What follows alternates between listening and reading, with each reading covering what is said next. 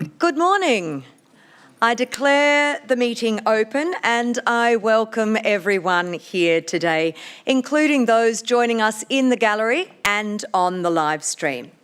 I invite you all now to stand as I ask Councillor Burns to acknowledge the traditional custodians of the land on which we meet. Councillor Burns. Thank you, Madam Mayor. The Sunshine Coast Council acknowledge the Kabi Kabi peoples and the Inabara peoples of whose lands and waters we all now share. The traditional owners' unique values and ancient and enduring cultures deepen and enrich the life of our communities. The Sunshine Coast has been a place of celebration, abundance, connection and kinship for thousands of years, and we commit to working in partnership with the traditional owners to continue these practices and support self-determination through economic and community development. Truth-telling is a significant part of our journey, and the legacy issues resulting from colonisation are still experienced by traditional owners and our First Nations people. We are committed to better understanding the collective history of the Sunshine Coast, traditional owners and the experiences of First Nations people. We recognise our shared history and will continue to work in partnership to provide a foundation for building a shared future with the Kabi Kabi people and the Inabara people. We pay our respect to the traditional owners of the Sunshine Coast and to their elders past and present, and acknowledge the important role First Nations peoples continue to play within the Sunshine Coast community. Together, we are all stronger. Thank you, Councillor Burns. Please be seated.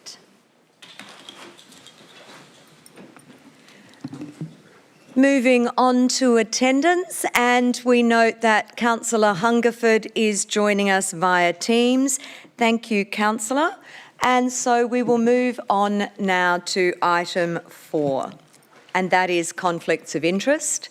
Councillors, I remind you of the requirements of the Local Government Act 2009, which sets out how councillors' conflicts of interest are managed in local government matters, noting that Chapter 5B of the Act does not apply in relation to a conflict of interest in a matter if the matter is solely or relates solely to the making or levying of rates and charges, or the fixing of a cost recovery fee, or to the preparation, adoption or amendment of a budget for the local government, or to preparing, adopting or amending a document prescribed by regulation that the local government is required to prepare or adopt under a Local Government Act.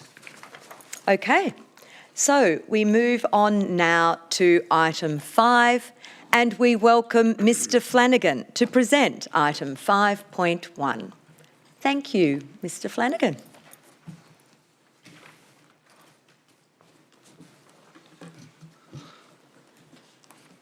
Good morning, Madam Mayor, councillors, council staff and members of the community. It is my pleasure today to present to you for consideration the Sunshine Coast Operational Plan 2025-26. In February 2024, Council adopted the corporate plan for the years 2025 to 30. This is Council's primary strategic document that sets out Council's vision, goals and priorities over the next 5 years on behalf of the community.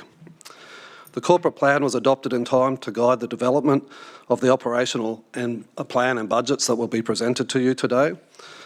Today's report on the operational plan presents the first operational plan of this new corporate plan. It essentially puts it into action. The operational plan outlines 77 activities, including programs, projects and initiatives that will be prioritised over the next 12 months to progress the commitments to our community and advance the vision and goals. The operational plan includes Council's role as it works with the community, volunteers, business, industry and other tiers of government to achieve these activities, understanding that collaboration is a key part of many of them. It also includes a list of Council's services, providing a holistic view of Council's business and the collective impact they have for our community. The operational plan activities within the plan today are all proposed to be funded through the budget that will be subject to the budget item, the next agenda item today. If adopted, the operational plan will be cascaded through all levels of the organisation, from group to branch plans, right down to individual performance plans, to create a strong alignment from our vision and goals to our people, with clear responsibility for delivery. The operational plan will become the basis of the CEO's quarterly progress reports that are presented to the Council and community, as well as our annual report at the end of each financial year.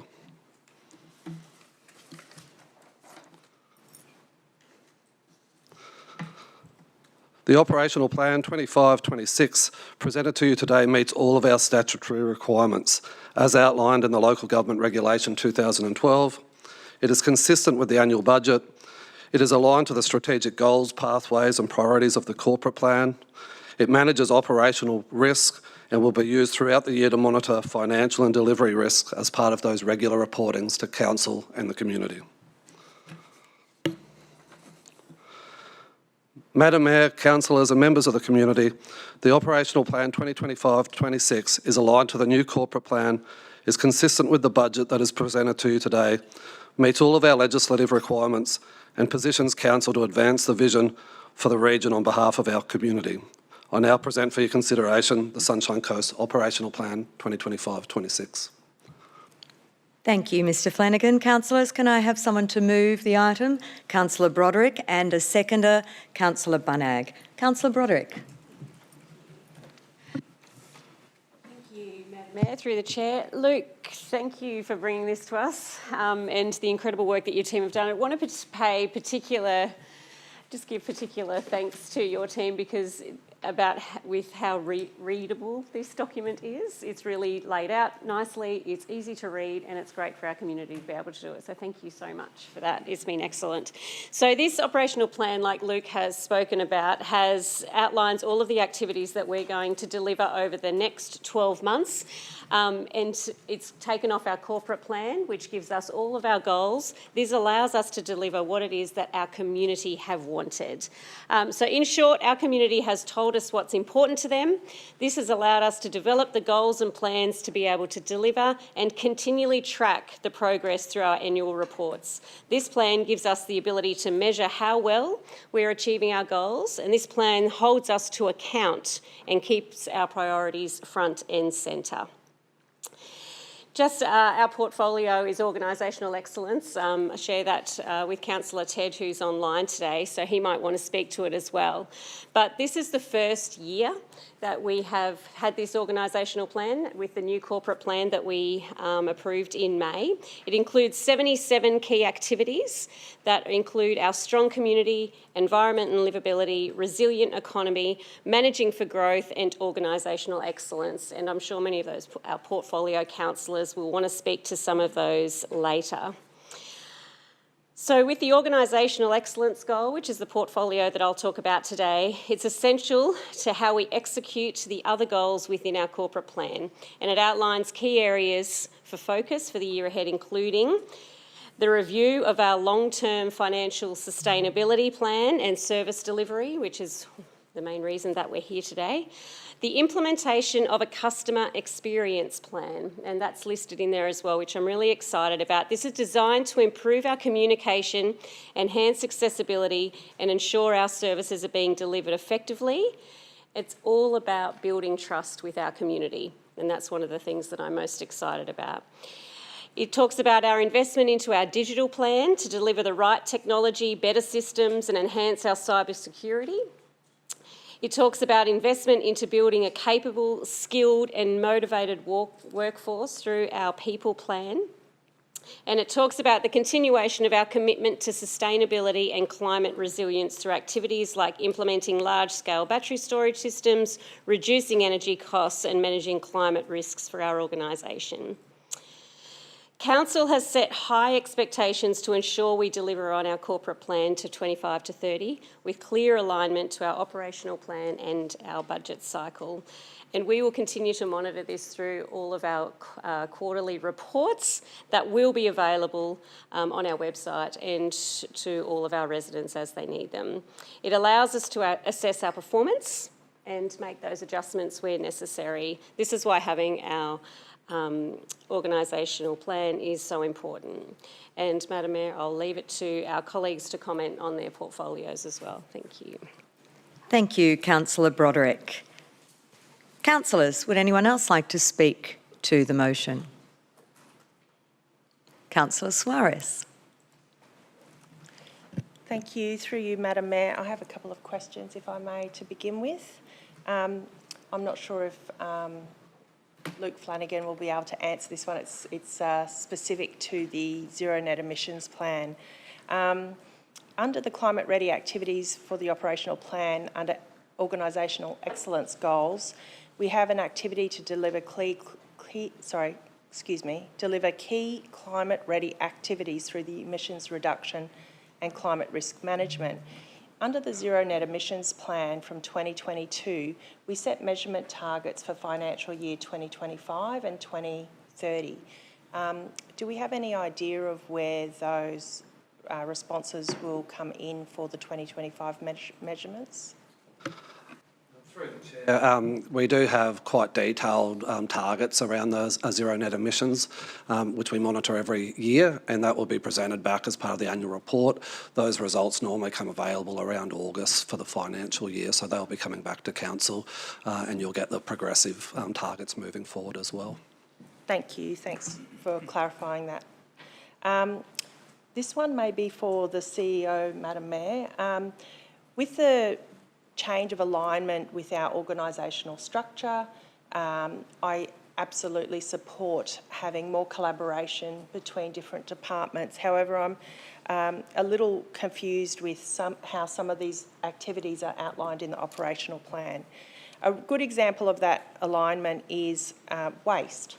So while under environment and livability, we are looking forward and planning our future infrastructure to reduce emissions, customer service will be providing the collection services and the operations at our facilities. That one makes sense.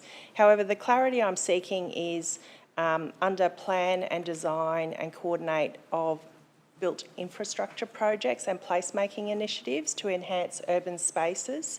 That seems to be under council services, while environment and livability will be progressing a number of placemaking projects in that corporate plan. So I am just seeking clarity from the CEO in terms of who is the lead in terms of doing that initial design work and placemaking. And then also, in addition to that, the second example is recreational parks plan. Under environment and livability, we're delivering the strategic actions of the plan, yet council services have been listed to plan, design and maintain council's public open spaces. So if I can just get some understanding or clarity around the role of each department. Thank you. The CEO, John Baker. Thank you for your question, Councillor Suarez. Yes, based on the new structure, which of course is not in place currently, it'll be in place in July.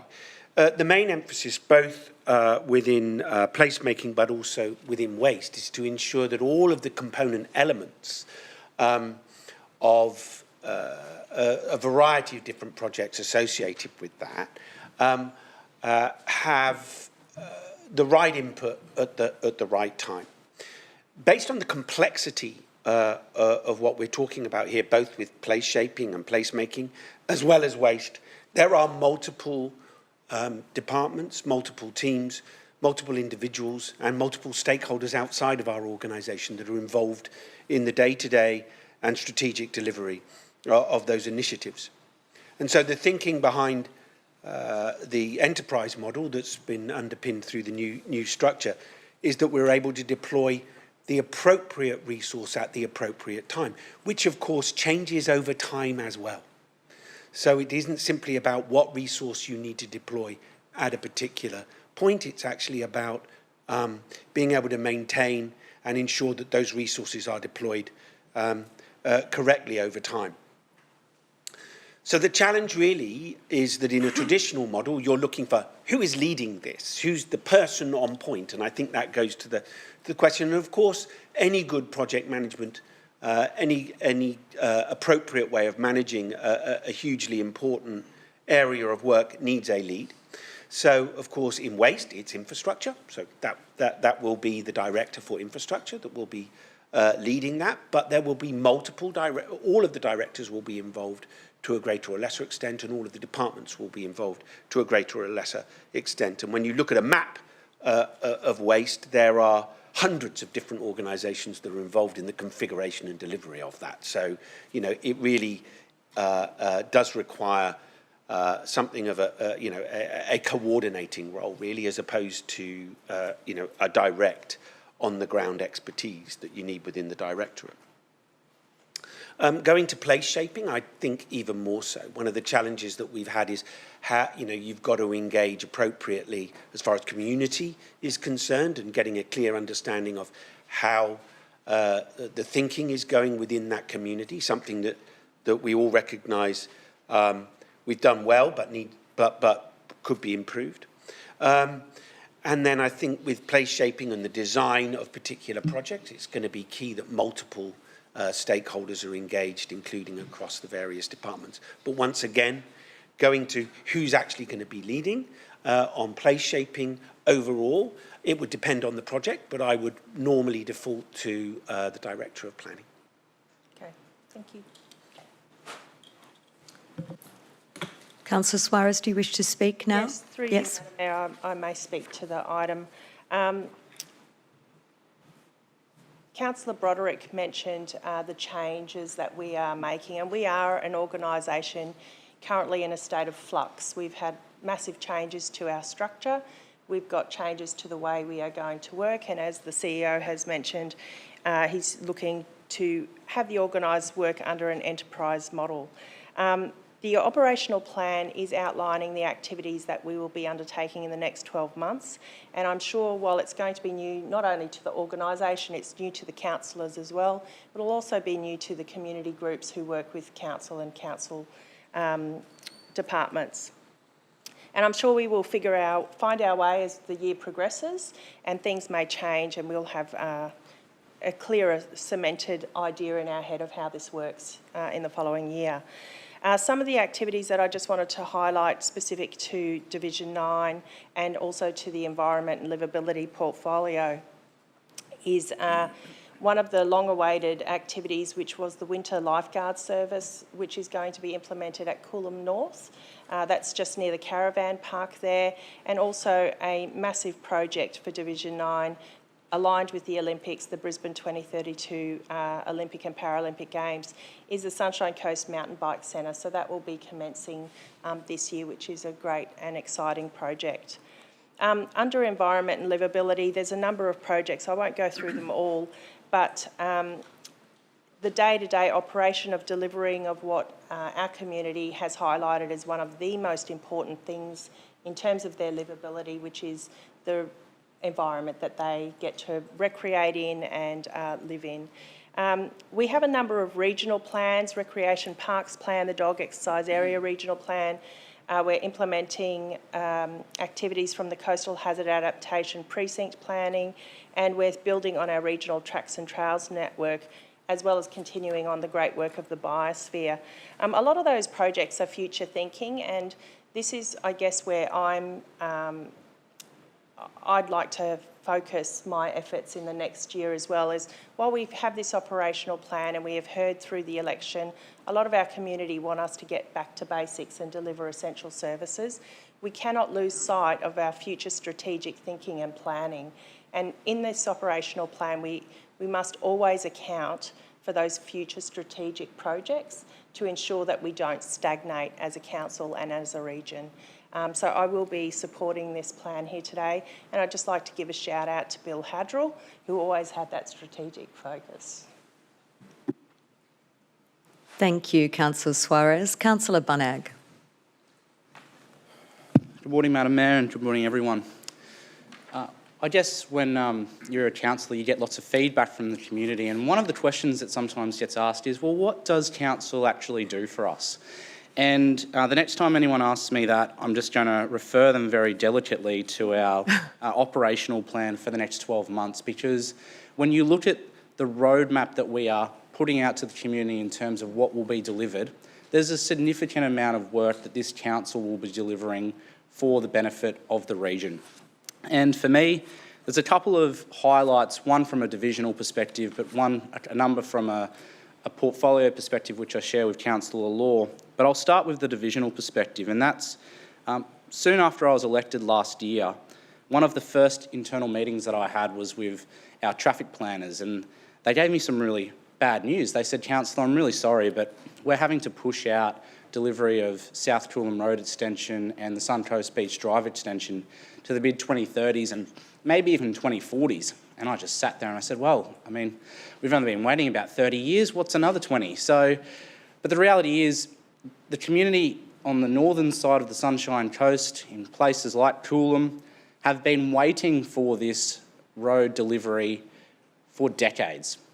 And I'm very, very grateful for the work that Deborah Robinson has done and also Guy Borton in helping me be able to bring this project forward to a place where we're able to launch into detailed design, which will put us years ahead of being able to deliver this as opposed to when it was estimated when I was elected. And for me, that's incredibly powerful and meaningful that we are setting as a direction within the operational plan over the next 12 months to roll up our sleeves and do the detailed design for a project that will literally benefit thousands of people on the Sunshine Coast into the future. So I'm very, very excited by that and very grateful for the team and the work that they have done. On a more broad spectrum in terms of what this plan delivers for the region, I do want to take some time to talk about the community portfolio. Councillor Law often says that everything that we do in this place is about being community focused because it's about being people focused. And for me, that's the reason why I got elected to council. It was to make sure that for my little girls, they had a Sunshine Coast that was recognisable to me and gave them opportunities to enjoy their life in the best way possible. And when I make decisions in this place, it's about trying to be future focused. And when I look at our operational plan, as Councillor Suarez has said, it does touch on those big region shaping strategic priorities. And within the community space, it is literally bursting at the seams. And I do want to give some credit to a person who is not in this organisation, who has left their fingerprints all over that legacy, and that is Greg Laverty. When you look at the operational plan and you look at what is delivered and going to be delivered in it, you can't help but see the work that Greg has done in positioning this organisation to be successful in our community space. And it's right and proper that we call that out and acknowledge that today. We'll be delivering the Library Services Action Plan, which is a 10-year plan which focuses on making sure that our mums and dad, our seniors, our students, when they go into the library, have the best possible experience. The Stretch Reconciliation Action Plan, which is putting council at the forefront of reconciliation in this country and engagement with our First Nations people. Our Youth Action Plan, you've probably seen kids, people out in the community, some older council staff with them, talking to people about what they want to see in terms of their youth action plan for the future, asking young people what you want to see happen on the Sunshine Coast, what's the type of future that you want to see for our region. Getting ready for the Olympics. Last Friday, we had the announcement that we are moving to procurement for two particular projects, the outdoor stadium and the mountain bike centre, putting us in a position to have gold medal outcomes for the Sunshine Coast in terms of infrastructure. And the last one that I'm sure Councillor Law will touch on is meaningful engagement and meaningful results in the housing and homelessness action plan space. You know, listening to people through lived experience like Street Up in helping us, informing us, take a very passionate and proactive approach to how we deal with these sorts of societal issues on the Sunshine Coast, while other regional councils simply turn their back, unlawfully, it seems, on people who are experiencing these sorts of issues. So from my perspective, I think that this operational plan sets the roadmap for the next 12 months. It really does align with our strategic framework in terms of what type of region we want to deliver. And for that, from a community's perspective in particular, I want to thank Greg and congratulate his team who have helped guide us to that place. And I'm really looking forward to working with our new executive leadership team and the CEO and my fellow colleagues to deliver that over the next 12 months. Thank you, Councillor Bunag. Councillor Law. Thank you, through you, Madam Mayor. And thank you, Councillor Taylor. It is quite a delight to have you working as a colleague on our community strategy. Just fantastic. And having your strength and passion in the coming 12 months will be essential to make sure we continue to deliver on the community strategy and those key focus points that are identified in this operational plan today. You don't leave me much to talk about, so that's good, actually. That's incredibly good, because together we will be able to make sure, as I said, our community strategy is delivered and that we are able to ensure that our stretch RAP is confirmed. It's been confirmed externally by Reconciliation Australia. That's a fantastic tick. And now together we have to review that, and I believe it will come to us later this month. I want to focus even more so on what Council can do to help those people who continually sleep every night without a house, without a roof, without a door to close, without a safe space to be. And if you'll allow me, it will just remind me of the CEO Sleep Out organised by Vinnie's that a number of us attended recently, where we got to experience what it is to sleep without a home, but we didn't get to experience one of the most damaging and harmful things to those people that do, and that's the stress involved of not knowing if you're safe and whether you'll still have all your belongings when you wake up in the morning. Because thanks to the Vinnies, when we did our CEO Sleep Out, we had a security guard, we had a medical officer available, and we knew we were going to get a hot breakfast in the morning. So we got to experience some of it, but not the true harsh reality of what it is to be homeless. So we have a housing and homelessness action plan, and in our operational plan at 1.2.7, we are going to continue to work towards the affordable housing. And that means continuing to put pressure and advocate and lobby to other levels of government to fund affordable housing options on council land that we have already identified, and we are working towards getting houses built. But we need state and federal government to come and fund that. It is not our responsibility, it is not our work, and we certainly don't have the funding to do it. So we will need those other levels of government who are responsible to collaborate with us and make affordable housing happen now. On a slightly lighter note, we'll need to make sure that we deliver on the arts. We have the Sunshine Coast Creative Arts Plan, and we'll make sure we deliver on that. And that will include the Horizon Festival going forward into the future, subject to later discussions today. But for the community who are enjoying the wonderful benefits of living here on the Sunshine Coast, which is thankfully the majority, we need things that help combine and strengthen our community, and the arts plays a huge part in that. And we will continue to work with Councillor Taylor, and I know others support the arts as well, to make sure that we have a fantastic community to live in that celebrates everything. Also the sports. We've heard about our sports infrastructure that's coming that is getting a little bit of help because this thing that's happening in 2032. So there is a lot to do. We've got a plan of what we plan to do in the next 12 months, and I look forward to working with you, Councillor Taylor, and everyone to make that happen. Thank you, Madam Mayor, and I'll be supporting this today. Thank you, Councillor Law. Councillor Burns.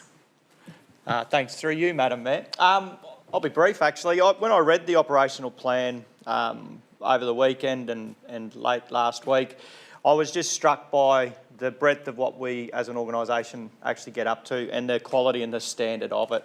I'm deeply proud to work for this council and for this community to continue to deliver on what are really quite significant parcels of leadership in a local government sense. I actually had the other week, I have about 3 weeks ago, I had a councillor from another local government area in southeast Queensland contact me to ask me about our zero net emissions plan, how we measure it, how we articulate it, and then we had an ongoing discussion for a while because they are looking to us and what we are doing in that space to try to emulate that or to consider what that might look like for their region. I find that an incredibly good thing. I love that we are leaders in that regard. And when I look through the operational plan, there are so many examples. Councillor David and Taylor have spoken to our housing and homelessness actions and an intent to act beyond a standard local government remit. Within the environmental space, our UNESCO biosphere designation is significant alongside areas to the north of us in Noosa and through the Great Sandy region. Our coastal hazard adaptation and efforts in our the way that we deal and work alongside the changing realities of a climate crisis that we're in. When I look at actually the economic stuff that our council has engaged in previously in terms of the airport upgrades, we've got our digital assets that are coming out of the ground as we speak, which hold us in good stead to the future as a region that will be a place of significance and people want to set up businesses here. That is something to be proud of. I love the way that we're actually taking seriously the effort to change the modal shift in our transport and travel across this region and investing money deliberately into that, a new integrated transport strategy, our active transport strat plan that comes out of that. They are really important things. I like that we have a vision for the southern end of our region that distinguishes us from our southern neighbours of the Moreton City Council in terms of the regional interurban break, that thing matters. It actually sets us apart from our southern neighbours, and it's this welcome into our region that is something to be celebrated as you drive up the highway from Brizzy. I love that. That is big, it is bold, and I'm proud of that. And I'm proud too that actually we continue to do what's required to make tough calls to see this organisation continue to be sustainable into the future. They're not always popular, they're not always easy, but they're required and they're necessary. And so for this operational plan and the broader work that we as an organisation do, let's keep doing it. Let's not take a smaller vision into the future. Let's actually continue to push and lead and be seen as a local government that actually has capacity to do things that will change not just the moment now, but for a future that is not ours. The things that will happen in 30 years' time that you may not even get the benefit of, that is our role. So I'm really proud to actually support this operational plan today, Madam Mayor. Thank you. Thank you, Councillor Burns. You just gave me goosebumps there. That was, you know, I certainly agree in considering this operational plan, the incredible services we deliver in number and scope. But when you speak about the future, that we may not be here and what we are as a council doing strategically, that did give me goosebumps. So thank you. Councillor Landsberg, there's a challenge for you. Thank you, Madam Mayor. It sure is. It's a hard act to follow. Well done, Councillor Tim. Just to touch on, I'd like to obviously endorse my fellow colleagues raising a lot of interesting topics this morning. The operational plan is an amazing document for what this council delivers right across our region, but we are faced with significant challenges. And one thing Councillor Maria's touched on in regards to our waste, and we know that the LGAQ and our Mayor, Matt Burnett, spoke in detail about the challenges for us to meet landfill targets from the state government, and the $130 million that was just obviously delivered across the councils, right across our 77 councils, is only half the amount of what we need to deliver those targets. So a lot of challenges. I'd like to thank obviously Councillor Taylor touching on Greg Laverty. Yes, he has been an incredible leader of our economic development team, and economic development, as a councillor that shares that portfolio with Councillor Joe, it's really been a privilege for myself to actually represent and lead that portfolio. Previously it was Jason O'Prey, and I will speak in detail. With Greg, I travelled overseas with Greg to the finals. We made the finals of the International Intelligent Community Forum. We were named the top 4 intelligent community in 4 times over 5 years. An incredible achievement for this region, and obviously speaks volumes of how we actually are looking forward to a digital economy, and Greg's work in bringing fibre optic subsea cable here to Maroochydore. But the challenges that come with that is also the industry that actually really is evolving around our digital economy. And Manufacturing Excellence Forum, the Sunshine Coast Tech Alliance, Silicon Coast, they are really, I won't use the word struggling, but to continue their advocacy work, they do it on a shoestring budget. And I'm sure that's going to come up in more conversations as we work through workshops towards it, this year as well, Madam Mayor. But look, definitely supportive. That's operational plan, incredible document. Thank you to Luke and the team. and everyone here today, and look forward to supporting. Thank you. Thank you, Councillor Landsberg. Councillors, is there anyone else who'd like to speak to the operational plan? No. Councillor Broderick, would you like to close? Thank you. Through you, Madam Mayor, thank you to our colleagues for all that they've had to say this morning. They've covered it really nicely. We've got before us a future-focused strategic plan for our Sunshine Coast over the next 12 months, and this is how we deliver what it is that our community needs and wants. We love where we live, and this helps us keep focused on what's important. We will monitor our progress through the quarterly reports, which brings about the accountability and transparency to ensure that our community can see exactly how we're progressing. So I look forward to those as we go ahead. Really want to thank everyone involved in developing this plan, from council staff to the executive and the leadership team. So thank you for all your work in that space, Luke. And I look forward to seeing this plan become a reality. Thank you, Madam Mayor. Thank you, Councillor. Now, councillors, I will put the motion to the vote, and Councillor Hungerford, I'll come to you at the end so that we can be sure we understand your vote as well. Okay, councillors, all those in favour? Councillor Hungerford? For. The motion is carried unanimously. Thank you, councillors. Thanks, Mr Flanagan. Moving to item 5.2, and welcome Mr Parsons for your first presentation to this council in your role as Chief Financial Officer. So welcome to the microphone there. Thank you, Madam Mayor. Good morning, Madam Mayor, councillors, CEO, executive. Shout out to members of the finance team who are here to support me today, and to the members of the public watching today. So the first item that I'm presenting today is the amended fees and charges as part of the budget. So Council adopted the fees and charges at a recent meeting in May, but further to those previously approved fees and charges, we have revised some of those fees and charges with the revision of the budget just recently. So we're presenting to you today those amended fees and charges. In that review of fees and charges, there were 387 commercial fees covering 12 different areas of councils that were reviewed. A summary of those business areas is listed on the table there for you.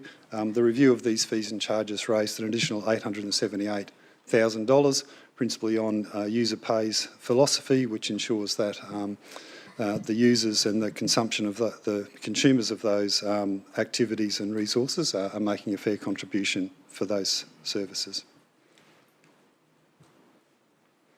Councillors, the detail is in the report that was issued with the agenda last week. The recommendations in the report are to note the information and to adopt the amended fees and charges and the associated explanatory notes to commence from the effective date outlined in the report, which, for practical reasons, varies with some of the fees and charges. Thank you, Madam Mayor. Thanks, Mr Parsons. Councillors, has someone to move the motion? Councillor Broderick, seconder. Councillor Johnston. Councillor Broderick. Thank you, Madam Mayor, through you. Thank you, Keith. First speech, all done. Nice, well done. There's not much to be said here. We have been through this already this year, but like Keith said, this is amended with the revision of the budget that we have just done. I think it's also really important that we note here that these charges are, it's not just something that council does to make more money. I think that's really important to put out there. It enables, these are cost recovery charges. These are people paying for services that they use. It's a user pays system. So I think that's important. And I think it's also important to understand that council is not exempt from cost rises like everybody else right across the coast. So we have experienced increases in our charges for services as well. So thank you for bringing this to us, Keith, and Madam Mayor, I'll leave it to the others. Thank you very much. Thank you, Councillor Broderick. Councillors, is there anyone else who'd like to speak? No. Councillor Broderick, would you like to close? No. I'll put the motion to the vote. All those in favour? Councillor Hungerford? For. The The motion is carried unanimously. Thank you. He's playing golf. Oh, I see. Got it. Mr. Parsons, moving on to item 5.3. Over to you. Thank you, Madam Mayor. This item, there's a range of policies and other matters that are necessary for Council to adopt to provide the head of power in the budget that we're considering later on this morning. So this report just seeks to present and seek Council's adoption of those policies. The Local Government Regulation 2012, Section 192, requires Council to prepare a debt policy, and the policy forms part of Council's overall system of financial management as required by Section 104 of the Act. Council's borrowing activities are also governed by the Statutory Bodies Financial Arrangements Act, and the debt policy provides the guidelines for Council to raise the loans and assess the impact of borrowing on Council's long-term financial sustainability. The debt policy was adopted at the ordinary meeting of Council held in May. However, as part of the review that we've undertaken over the last 2 or 3 weeks, the policy has been reviewed. The key change to that policy was the inclusion of a working capital facility to provide Council with a short-term line of credit for any unexpected volatility in cash balances. This will now enable Council to better manage its cash resources, particularly in light of our revenue-raising activities through the rates only occurring twice in a year. The debt policy also outlines the revised borrowings for the 25-26 financial year and the following 9 years. Furthermore, Section 94 of the Local Government Act and Section 103 of the regulation allows Council to make and levy separate charges, which are levied equally on all rateable land in the region. Council levies 3 separate charges: the Environment Levy for the purposes of funding a range of strategic environmental management initiatives, the Arts and Heritage Levy for the purposes of funding a range of arts and cultural heritage initiatives in accordance with the goals and strategies endorsed within the Sunshine Coast Heritage Plan 21 to 31 and the Sunshine Coast Creative Arts Plan 23 to 38. The Transport Levy is for the purposes of raising strategic transport infrastructure, services and initiatives. The 25-26 Environment Levy policy reaffirms Council's commitment to preserving and enhancing the Sunshine Coast natural environment through strategic investment and governance. Guided by the Environment and Livability Strategy, the policy outlines the allocation and management of levy revenue across key themes, including land acquisition, major environmental projects, community engagement and operational management. It ensures transparency, adaptability and alignment with long-term sustainability goals, supporting the vision of the Sunshine Coast as Australia's most sustainable region. There are no changes proposed to this policy that's attached to the agenda today. The 25-26 Arts and Heritage Levy policy outlines Council's commitment to fostering cultural vitality and preserving the Sunshine Coast's rich heritage through transparent and accountable investment. Aligned with the Sunshine Coast Heritage Plan 21 to 31 and the Creative Arts Plan 23 to 38, the policy directs levy revenue toward projects that conserve cultural heritage, support local artists and enhance community engagement. With dedicated funding streams including the Heritage Levy Futures Fund and the Cultural Olympiad Futures Fund, the policy ensures long-term support for infrastructure, programming and partnerships that celebrate identity, creativity and shared history. There are no changes proposed in that policy and the matters attached to the agenda. The 25-26 Transport Levy policy outlines Council's strategic approach to enhancing the coast's integrated transport network through targeted investment and planning, focused on promoting safe, connected and sustainable travel choices. The policy supports multimodal corridor development, travel behaviour change and infrastructure improvements. Revenue from the levy is allocated to initiatives that deliver community and economic benefits, with a portion directed to the Transport Futures Fund. The Transport Levy proposed this year has been reviewed as part of the 25-26 budget process, and the amended policy this year seeks to reduce the allocation of the Transport Levy related to the Futures Fund from 20% to 15% for the 25-26 year. the inclusion of a provision for the transport levy restricted cash to be used to provide support for the balance of the transport levy initiatives. The prescribed service charges plan for the 25-26 year is proposed for adoption in accordance with Special Condition 7.4A1 of the Maroochydore City Centre Infrastructure Agreement 2017. This condition requires Council to prepare and adopt a charge plan annually to ensure the transparent and equitable recovery of costs associated with delivering the prescribed infrastructure services within the Maroochydore City Centre priority development area. Madam Mayor, councillors, the report before you, the recommendations ask you to note the report and adopt the relevant policies, which I've just provided an overview. Thank you, councillors. Thank you, Mr Parsons. Councillors, can I have someone move the motion for this item? Councillor Broderick, and a seconder, Councillor Johnston. Thank you. Over to you, Councillor Broderick. Who said this portfolio was a good one? No, it's all good. I love it. I love it. So thank you, Keith. Making sure I get to the right bit here. There's a few policies and the levies that we go through here, so thank you for your clear explanation of those.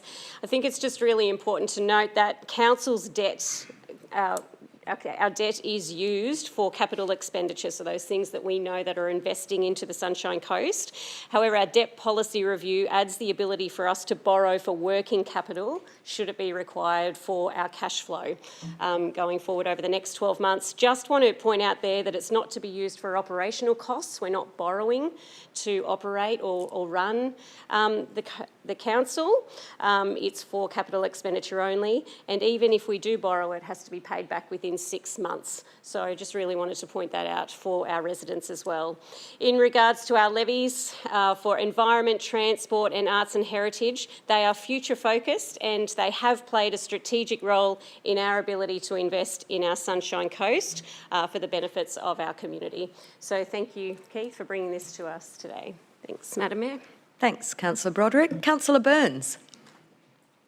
Thank you, through you, Madam Mayor. Thanks, Mr Parsons, too, for the descriptions. I just quickly wanted to touch base on the environment levy, part of the environment livability portfolio. I get to be a champion of this space, and I'm really excited by it.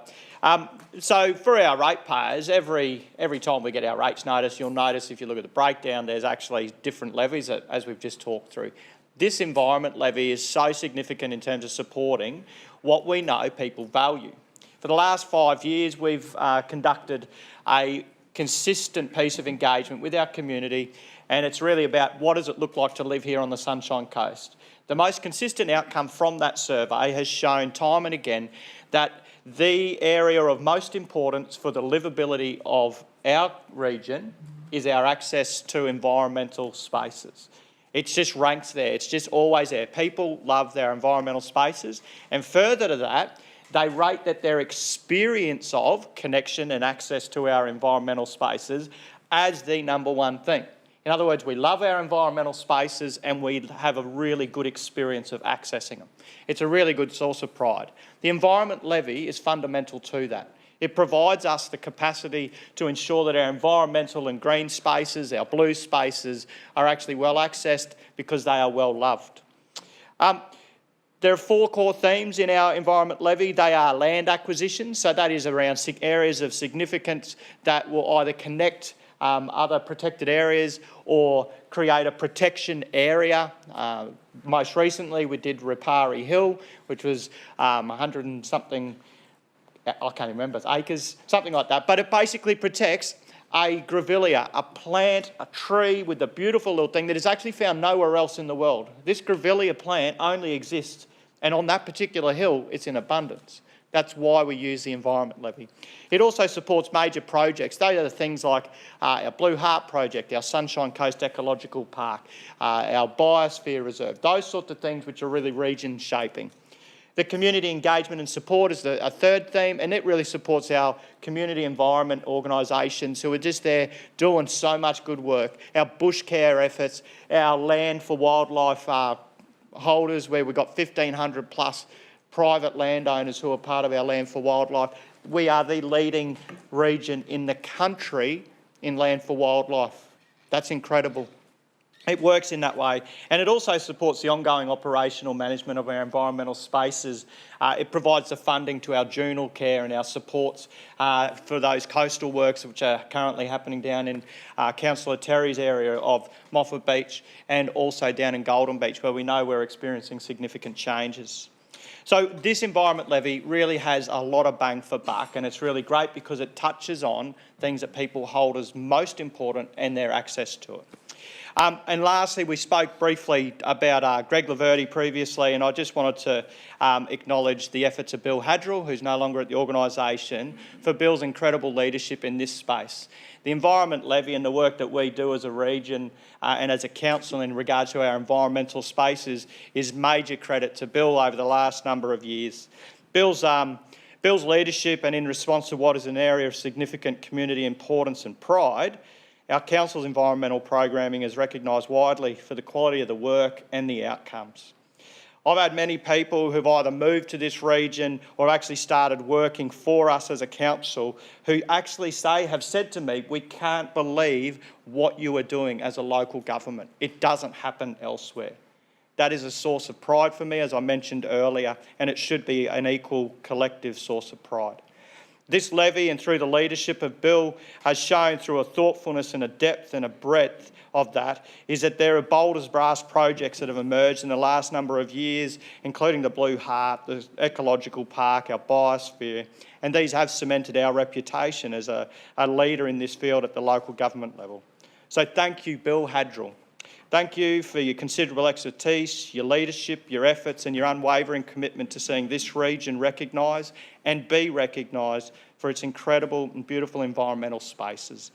I look forward to this council continuing to work in this way to ensure a strong environment and a climate resilient region for our future generations. Thank you, Madam Mayor. Thanks, Councillor Burns. Councillor Bunnag. Thank you, Madam Mayor. Just also want to thank Councillor Burns for his reflections on Bill Hadrill. From my own perspective, I share them, so thank you very much, Councillor Burns. Councillor Burns last year, I think, referenced the Crazy Frog song in the budget. So it's my turn to reference a silly song in aid of what we're doing here in discussing our transport levy policy. You know, I went down to visit the Brisbane Metro recently with a couple of officers and Madam Mayor, and got a happy snap of me in the driver's seat of one of those beautiful Metro buses, and my wife showed it to my eldest daughter, Penny, and Penny loves the bus, Wheels on the Bus song by Coco Melon. If you don't have it on your playlist, I highly recommend it. And there's a book that accompanies it, and there is this very unlike me looking bus driver who my daughter now insists is me every time she reads it. But I'm here to tell her that Daddy is not the bus driver, but we are getting the wheels on the bus moving when it comes to the transport levy. In Maroochydore, in particular, there are going to be 2 fantastic improvements to transport that I think are really going to shape the way that people use public transport in this area. And the first that I want to touch on is the Ocean Street late night bus service. Now, if anyone has ever been to Ocean Street late at night, you will recognise that it's okay to get there. It is an absolute nightmare to try and get out. We've had businesses, we've had the Safe Night Precinct for many years asking for investment in additional funding to get people moving out of Ocean Street safely.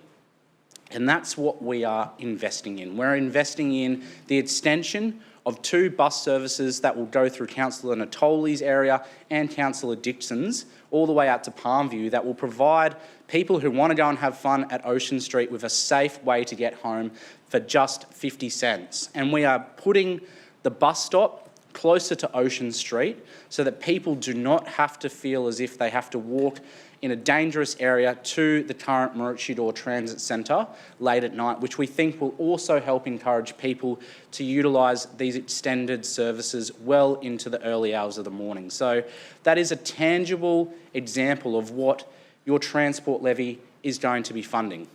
The second thing that we are going to be investigating and hopefully delivering around October this year is a new urban loop service servicing Maroochydore, Sunshine Cove and Alexandra Headlands. When I was door knocking ahead of the last election, it struck me the amount of people who live in Sunshine Cove that don't have a vehicle and who rely on public transport. The only problem is there is no public transport that services Sunshine Cove meaningfully. And I'm very, very excited by the fact that we will be investigating and working to provide a new service that will provide 2 stops in Sunshine Cove. We'll go through the Maroochydore CBD, we'll spit them out at Alex and come back around Dalton Drive through Councillor Natoli's division. This is going to make a huge difference. If you think about families on the weekends when this service will be provided, the option and the opportunity for every either 20 minutes or half an hour to be able to jump on a bus, forget parking the car down at Alexandra Headland and just turn up and know that you are going to be able to get there easily. I think it's going to be an absolute game changer for people in Sunshine Cove. I've fought extremely hard to make this happen. I'm very grateful for the support that we've had from our officers, in particular Yolanda Burt. So from my perspective, I think that when people pay their transport levy each year, it is a bit different to the way things have been in the past. You'll be able to look out your window and see the improvements that we've made in meaningful pedestrian infrastructure for those who are most vulnerable. You'll be able to hear a bus turning up and know that that may have well been paid for by your transport levy. So the reality is we are getting things moving when it comes to public transport, and I do want to say the wheels on the bus, they are absolutely going round and round in this division. Thank you. Thank you, Councillor Bunnock. Councillor Johnston. I love the way some councillors inject some humour into some of these things, so it's not just me that has to... Yes. What will you bring to us today, Councillor Johnston? We're all excited. Madam Mayor and Mr Parsons, thank you very much for these policies and for adoption. I'll just run through them a bit. The debt policy is something that has been more or less financially forced upon us, the change, and it's been done so on the advice of Queensland Treasury Corporation. Our unrestricted cash, there's 2 types of cash that we hold. One is unrestricted, which is just general rates basically, and a few other things. And then there's restricted cash, which is collected for specific reasons, local government infrastructure, etc., developer contributions. So our unrestricted cash over recent years has been drawn down and down and down, and to a stage where it no longer was meeting the 2 months or greater financial requirement. And by doing that, it was perhaps putting our rating as a council under a lot of pressure. This is a solution. It's a short-term solution. The money that is borrowed is not used for operational expenditure. It's entirely used, if we do borrow it, to lift our unrestricted cash limit to an acceptable limit. And it has to be repaid within 6 months of borrowing the money. So I know that Councillor Hungerford has always been averse and spoke quite strongly in relation to borrowing funds for other than income-producing assets. But in this particular case, I think he sees that this has been necessary and is an essential thing for us to do. The impact on the ratepayers is minimal. It's basically an accounting situation for us to improve our financial situation when we need to. We don't have to borrow the full amount. We can borrow amounts from various times, repay them within 6 months. Next, the arts. I'd just like to say in relation to the Heritage and Arts levy, the Transport levy, and also the Environment levy, we debated this issue strongly as to whether we could afford to increase the levies or whether we should reduce the levies or whether they should stay the same. And in essence, after all the debate, it was decided that they are all important levies, and the only one that we could reduce in any way, shape or form by $3.08 a year was the transport levy. I'd like to pay tribute to Councillor Bunag, who has really driven this over the years, and it's specifically the money going into the future fund. Right. So basically the other two have been left at... Councillor Johnston, that is subject, of course, to the decision of a report that's still to come. Of course it is, rightio. Yeah, just making that clear for everyone about the levy. I'm assuming it will. All right, thank you. In that case, I better shut up and sit down. Thank you. Thanks, Councillor Johnston, for always providing some levity to the situation, some lightness. Councillor Suarez. Thank you, through you, Madam Mayor. Yes, thank you, Councillor Burns and Councillor Bunag, for talking about some of the specific levies and the work, or what they basically carry in terms of our future strategic plans and how they help us deliver on those. And Councillor Johnston and Councillor Broderick spoke about that working capital in the report, you know, which is going to assist our bottom line.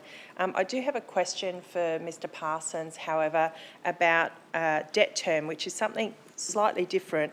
Debt term and the borrowing sources. So it says where capital projects are financed through borrowings, council will repay the loans within a term not exceeding the life of those assets, and that's divided in under 12 years or over 12 years. And it does say one of the borrowing sources, consideration would to the provision of loans from surplus cash reserves held by council by the way of an internal loan. I acknowledge I was away last week. Would you be able to provide some clarity to me on how that internal borrowings and internal loan repayment works within council's budgets? Thanks for the question, Councillor Suarez. Suarez. Suarez.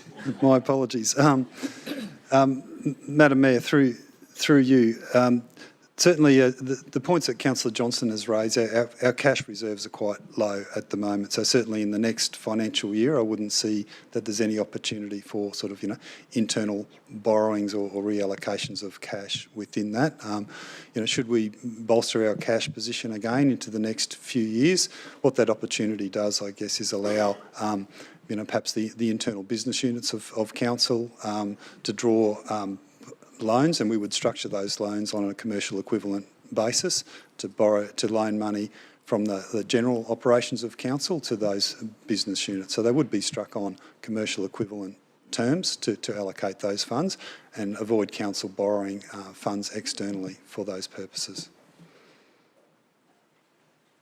Thank you. Through you, Madam Mayor, just so I understand that correctly, so if I take an example of the waste unit, which we know has a lot of significant capital works projects, but also provides income back to council. So if we had a shortfall for a capital project within the waste branch or waste delivery, and we used some of council's general revenue to support those projects, the income that's produced from that business unit would then be used to repay that internal loan. Is that correct? Yeah, thank you, Councillor Suarez. Through you, Madam Mayor, we would strike it as a potentially a short-term or a medium-term loan. So the income that the Waste Services business unit, you know, obtains, and the calculation of their rate, their fees would take account of their debt structure. So that would be passed back to council as a principal and interest repayment if we were to loan them cash. As opposed to, you know, what we have done recently, we've borrowed money externally through the Queensland Treasury Corporation, specifically for projects associated with that business unit. Okay, thank you. Thank you, Councillor Suarez. Councillors, does anyone else wish to speak? No. Councillor Broderick, would you like to close? Oh, thank you. Through you, Madam Mayor. I'm sure I had a killer closing organised, but I've got the wheels in the bus running round and round in my head. Thank you, Councillor Bunag. So I've also thanks to Tim as well, Councillor Tim, who's also brought up about the environment levy. I was actually going to go through some of the incredible work that these levies do for Division 1, and one of those that we've seen this year is Rapari Hill, of course, which you can all come and visit and climb from Tower Lane, and you too can see the Coochin Hills Grevillea that lives up there. Our team are doing an outstanding job out there already.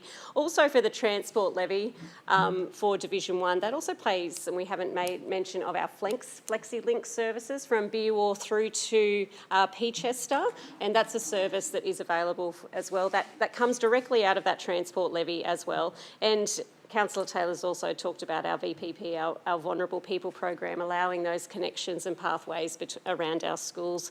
And not to mention our Arts and Heritage levy. Division 1 is very fortunate to have both Bankfoot House and the Landsborough Museum, both of which need constant repair and maintenance and are really well used and well loved by our communities. So thank you, Mr Parsons, for bringing this to us, and Madam Mayor, back to you. Thank you. Thank you, Councillor Broderick. Councillors, I'll now put that motion to the vote. All those in favour? Councillor Hungerford? I vote for the motion. For the motion. The motion is carried unanimously.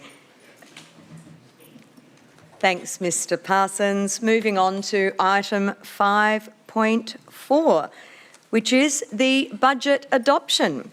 Councillors, I'd like to move the officer's recommendation for the adoption of the 2025-26 budget, and I'll move it and I'll call for a seconder. Councillor Suarez, thank you.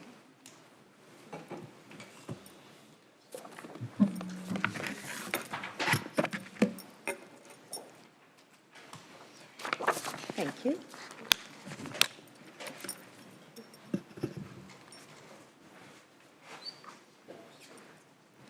Today I stand before you to speak to Sunshine Coast Council's 2025-26 budget, my second as Mayor.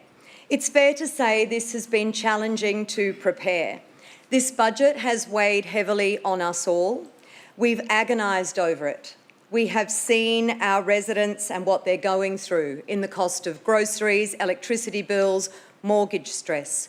We hear it in the voices of community members, local small businesses, pensioners and families, because as council, we carry the responsibility of finding the balance between easing today's burdens and protecting tomorrow's opportunities and planning for them. This is a budget delivered in an era where the costs of delivering projects and services and maintaining assets have soared. Where's the balance?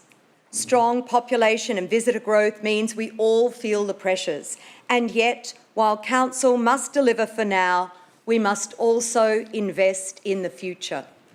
Plus, we must provide vibrant community facilities, excellent sporting facilities, public spaces that everyone can enjoy. We all need joy. Then there's the task of shaping an economy that will generate jobs and prosperity over the coming years and the decades ahead. We're responsible for beaches, parks, roads, coastal and hinterland communities across nearly 2,300 square kilometres. Think about that for a moment. Our region is home to 365,000 people, and it's forecast to grow by another 100,000 in the next 10 years. So, what's at the heart of this budget? What will it deliver? Safer roads, projects that unite us, delivering the high standard of services our community enjoys each and every day. These are front and centre. We, as a collective, councillors representing you, our community, we have listened to your feedback and crafted a responsible budget that delivers what matters most to those we serve. The results of our Living on the Sunshine Coast survey, which has been tracking what's most important in the eyes of our residents for 5 years, tell us that it's our environment, reducing congestion and creating a sense of community. They're the consistent top priorities. We've looked hard at the numbers And we're making the tough calls now to achieve this because community is at the absolute heart of every decision we make. We know we must deliver on these priorities now when the costs to do so continue to skyrocket. Fuel has gone up 15%, contract services 8%, water and sewerage charges 5%. I'm sure these increasing costs come as no surprise to you, our community. We know our residents expect us to use ratepayer money wisely. That's why we're working to minimise the impact on households while delivering much-needed services and infrastructure. So where will the rates go? Supporting this budget means creating strong communities, caring for our environment, building a resilient economy, delivering service excellence, and managing for growth. It includes almost $130 million to develop a strong community, roads, cycleways, pathways, community venues, libraries, disaster management, lifeguards, public lighting, and sporting facilities. What a list. A total of $343 million to maintain and enhance our region's environment and livability. Our beaches, foreshores, coastal infrastructure, parks, trails, stormwater, drainage, waste management. We'll also invest $35 million in building our economy, attracting investment, boosting tourism, sponsoring major events.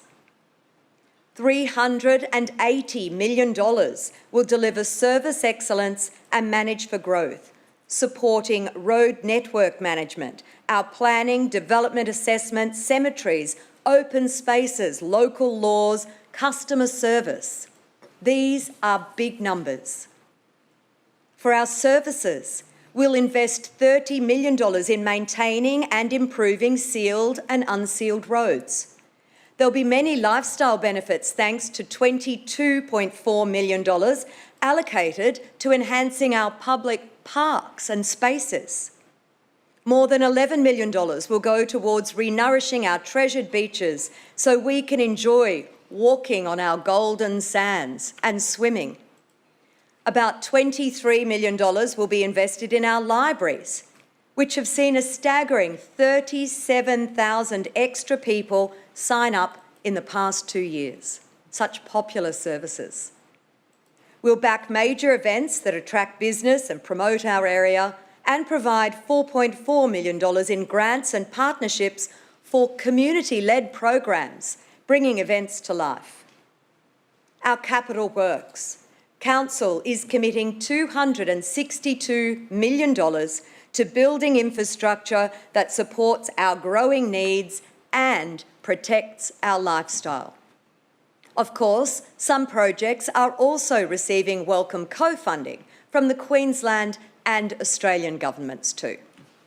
More than $15 million will be invested in the long-awaited Caloundra Transport Corridor upgrade. There's the Mooloolaba Foreshore project, and we'll create a southern parkland seawall to fortify the coastline. Our work to protect our foreshores doesn't stop there. We're also investing $5.5 million in the Moffat Beach seawall construction, and there's funding for the Golden Beach South seawall and stormwater improvements. First Avenue at Maroochydore will be rejuvenated, while $3 million will be dedicated to enhancing the picturesque hub of Mullaney. Another hinterland favourite, Yamundi, will benefit from nearly $1 million for its town centre, while Nambour will receive just over $1 million for the Namba Place Revitalisation Project. Sport and recreation gets a boost, with almost $16 million for the Honey Farm Sports and Recreation Precinct, facilities for soccer, cricket, running, as well as walking and cycling, trails, dog exercise areas and amenities. It's a massive project delivering enormous benefits for you, the people of the Sunshine Coast. At Palmwoods, we'll invest in Briggs Park Rugby League and cricket change rooms. Construction on clubhouses at Baringa and Narimba in Caloundra South will also start. Roads that connect our communities, including Petrie Creek Road at Rosemount, North Arm Road, North Arm, Dulong Road, Dulong, and Camp Flat Road, Bly Bly, will welcome funding. We're also making walking and cycling safer and easier. There's $1 million for the Emu Mountain Road Coolum Beach Pathway, almost $2 million to progress the Karawatha Drive cycle lanes at Mountain Creek, and a new pathway at Udlow School Road at Udlow. To be honest, Council considered a range of options in managing for growth, including higher rate increases when forming this budget. But instead, we chose a path that balanced financial responsibility with compassion. We're reviewing our services, tightening our belts, and making sure every dollar counts, cutting the costs of council. This is our promise to you. Also, we'll be holding the new executive accountable for delivering efficiencies. Transparent, honest, and accountable leadership is what you can trust us to provide. Moving forward, so we are well placed for the opportunities ahead. Waste charges have increased, reflecting the true cost of weekly waste collections, recycling, and safe landfill management, and the impact of the state government's waste levy, which adds $37.70 to the cost of the standard bin. Your general waste, recycling, and garden organics bin collection services will rise a total of $2.35 a week to reflect all of this. As our community grows, so too does the demand on waste services. So we are investing in long-term projects to manage this responsibly and avoid higher costs in the future. We are being strategic. Key waste projects include a $4.02 million major upgrade to the Nambour Resource Recovery Centre at Bly Bly, $1.22 million in major works at the Caloundra landfill, $3.4 million for the Caloundra Resource Recovery Centre. These are not quick fixes, but they are critical upgrades to protect our environment and ensure that we don't run out of landfill space. We are acting now to avoid much higher costs to our ratepayers long term. To the levies. To ease pressure on ratepayers, Council has frozen the Environment Levy at $82 per annum and the Arts and Heritage Levy at $20. And we've reduced the Transport Levy by $3.08 per annum, as alluded to by Councillor Johnston. This is a responsible choice. Funds raised from the Environment Levy are an investment in the future of our natural environment. We'll support threatened and iconic species such as koala, shorebird and marine turtle species. We'll work to restore waterways and improve water quality, managing invasive plants and wildlife across the region too. Plus, we'll continue coastal dune rehabilitation, shoreline erosion management and coastal monitoring, all important. For the Arts and Heritage Levy, it will support the region's cultural heritage and creative industries, funding Bankfoot House and other community museums. It will underpin the Sunshine Coast Creative Arts Plan, delivering career pathways for local artists and more, including our Horizon Festival. The levy reflects the vital role the arts and heritage play in defining us as a community. For the Transport Levy, this Council changed the application of the Transport Levy, and we now support safer and more accessible transport options, focusing on protecting our young, our elderly, and those with mobility challenges, our vulnerable pedestrians, with safety projects near schools, retirement villages, and medical facilities. The levy will also continue to fund trialling transport services like FlexiLink, Conondale to Mullaney, Peachester to Beerwah, Council Link and Kenilworth Community Transport, as was mentioned earlier. Or, as Councillor Banag eloquently described, a partnership with TransLink to trial a late-night transport service for the Maroochydore Entertainment Precinct around Ocean Street, getting people home late at night, and explore options for Nambour. Investigating a high-frequency hop-on, hop-off coastal bus service between Sunshine Cove, Maroochydore and Alexandra Headland. A hop-on, hop-off service has been called for from our community. Transitory accommodation. Council is also adjusting the transitory accommodation rate category to encourage more houses back into the long-term rental market. We need more homes for locals. This change supports a balanced housing system. What does all of this mean?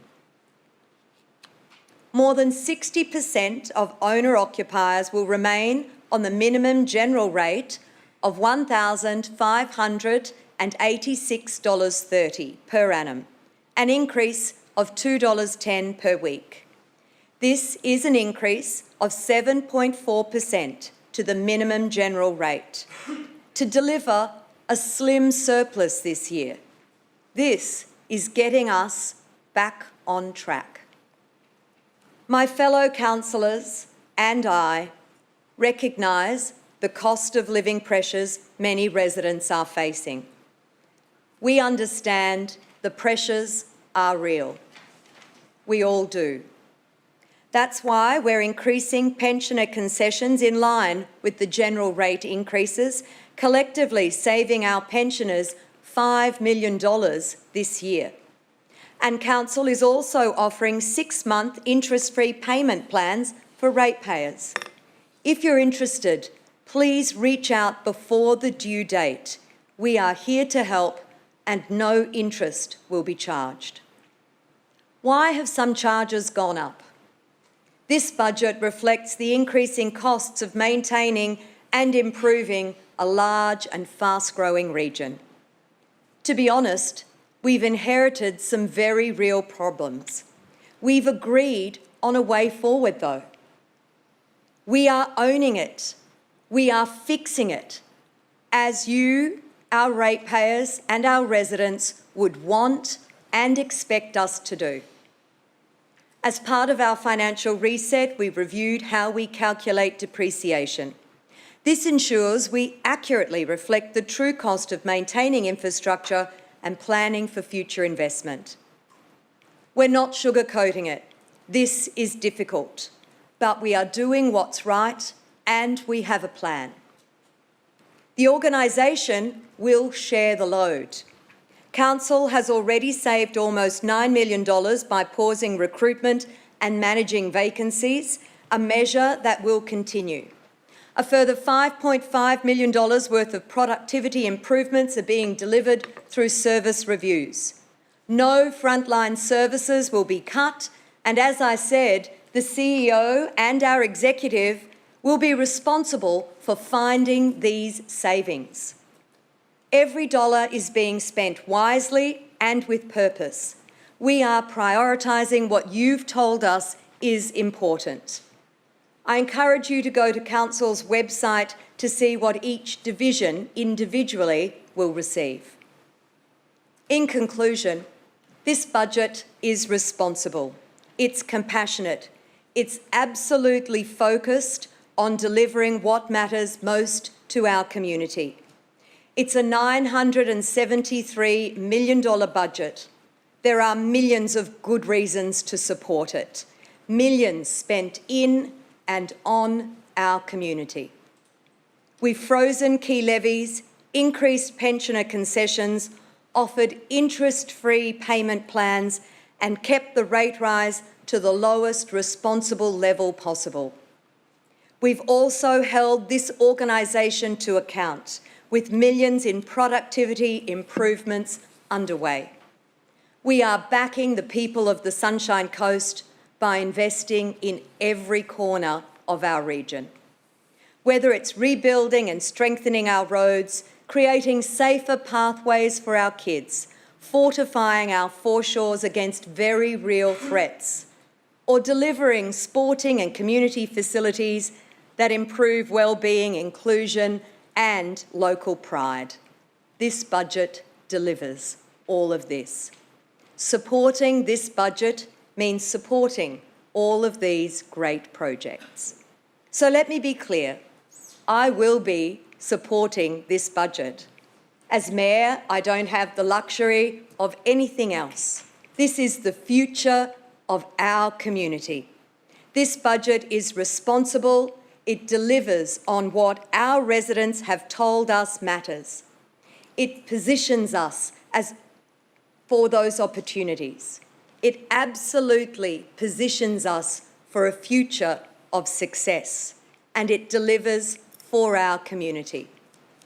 Councillors, I want to thank each of you for your honest debate during our deliberations and your care for our community as we developed this budget together. I know these decisions are hard. I know you've agonised too. But now is a moment we step forward to do what's right. I also want to thank our CEO, the executive leadership team, and our finance professionals for bringing this together under immense pressure. To our residents, we are listening. Despite the clear challenges, every dollar in this budget has been directed towards what's important to you: safety, community, environment, opportunity, and responsible service delivery. Councillors, I commend our Council's 2025-26 budget to the Chamber and to our community.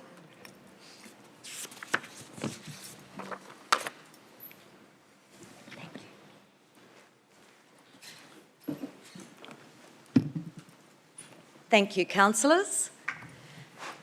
Councillor Suarez. Thank you, Madam Mayor. I'd just like to acknowledge that I was away last week. I do actually have some questions for Mr Parsons, if he's able to respond to some of the financial figures that are presented in the statements. Mr Parsons, thank you. Thank you, Keith. And before I ask the questions, I'd also like to acknowledge that you haven't been with the organisation for very long, but I do say credit to yourself and also to the CEO for the action that you both have taken in a very short period of time to present this budget. These are just questions for clarity for myself.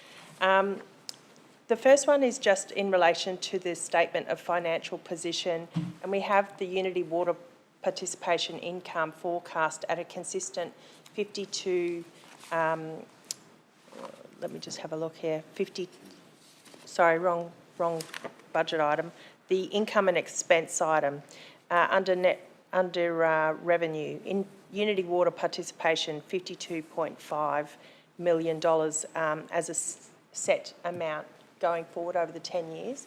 Can you explain why that amount doesn't increase with our growing population? They're obviously getting more customers, but the income to council is set.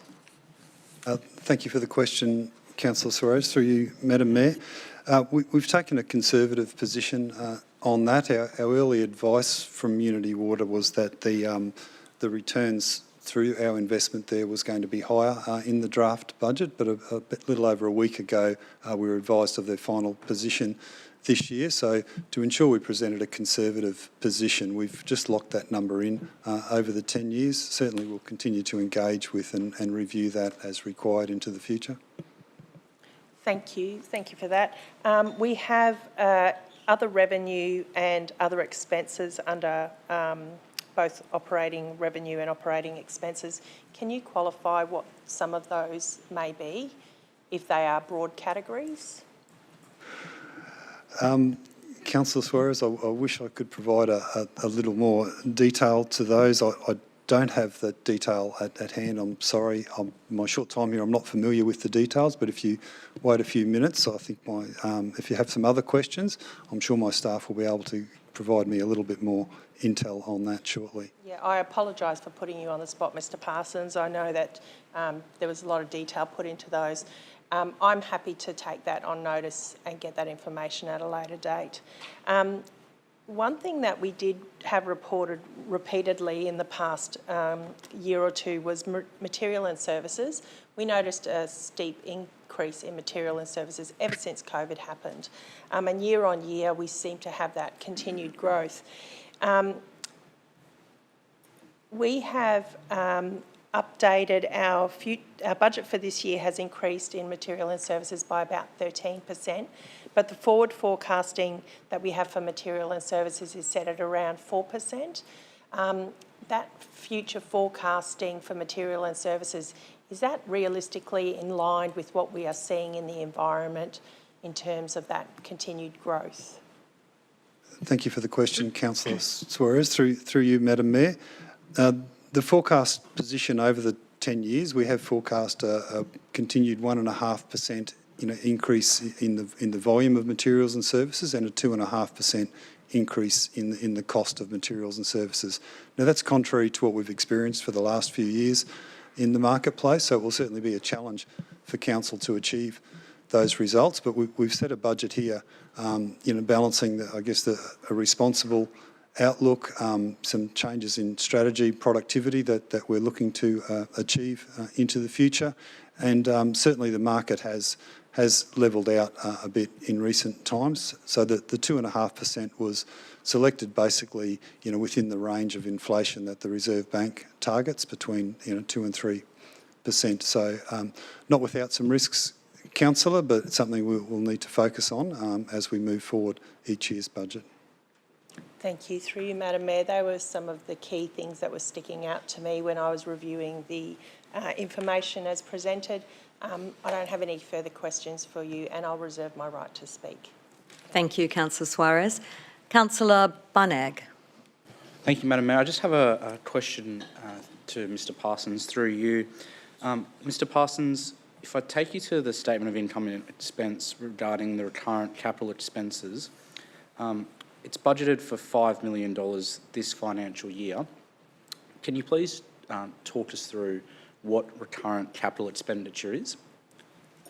Thank you for the question, Councillor Bunag. Through you, Madam Mayor. Recurrent capital expenses, it's something we'd prefer to be zero, to be frank, Councillor Bunag. The recurrent capital expenses are items of what have been budgeted elements of our capital program that have been budgeted against capital projects that don't actually meet the accounting standards to be recognised as an asset in our accounts. And these things may be things like catering, advertising, marketing around some capital programs, community engagement elements, developing of concept or master plans. These items don't reach the threshold for recognition of an asset in our books, but they have been captured and expended on capital projects. So as the projects are coming to a close, our project staff and our accounting staff work through these, and they identify those items as not being eligible for the capital, so they need to be brought to account in our income and expenditure statement. So they're the nature of the items that come in there. We have been working over the last couple of years to improve our processes and draw those out earlier in the piece. We still have quite a bit of work to do, so I think we've revised that estimate down to $5 million this year. Again, there are some risks in that. We have quite a significant backlog of work in progress there that we need to work through, but we have taken some significant steps over the last couple of years to weed out the more obvious elements within that. Thank you, Mr Parsons. Through you, Madam Mayor. So it's fair to say, given that last year's year-end result was around the $14 million mark, this year's budgeted for $5 million. I understand that there actually wasn't a provision for a current expenditure in this financial year until it was uncovered. Is it fair to say, through the chair, that there is a risk in terms of this number being potentially higher, and from a transparency perspective for the community, understanding what that risk is in this budget? Thank you for the question, Councillor. Through you, Madam Mayor. Yes, Councillor, there is absolutely a risk. We have, many hundreds of millions of dollars worth of backlog of work in progress that we are working through. As I stated earlier, we have taken some structural review of some key items that are obvious through that balance, but there is still quite a bit of work for us to do. So I feel that the number is certainly heading in the right direction, but there is some risk that as we work through that this year, that the number that is identified may be greater than that. Council's custom and practice is to undertake a number of budget reviews during the course of the year. So certainly as we become aware of any of that information, we'll bring it forward to Council in a budget review. Thank you, Madam Mayor. Thank you, Mr Parsons. I'll reserve my right to speak on this. Thank you. Thank you, Councillor Bunner. Councillors, does anyone else have a question or wishing to speak? Councillor Dixon. Yes. Thank you and good morning, Madam Mayor. Firstly, just acknowledge your encouraging words this morning. I thought it was a fantastic budget speech, and you definitely sell the point that there's a lot to be grateful and be positive and happy about in the region. I also thank you for your leadership as Mayor. I also thank you for your leadership as Mayor. I'll acknowledge the efforts of the Council's finance team. You know, we didn't get here on our own. Also the broader organisation, the ELT, the CEO, and more importantly, the councillors, because if there's no councillors, there's no budget. In effect, nothing happens because councillors are here to make policy decisions and major decisions for the organisation, which essentially paves the way for everything we do.